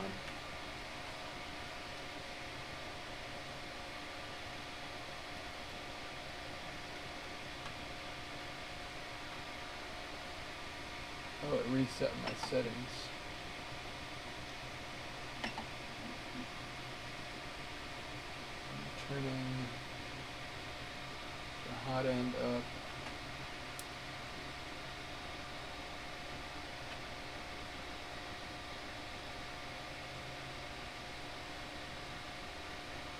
Yeah, this looks way better.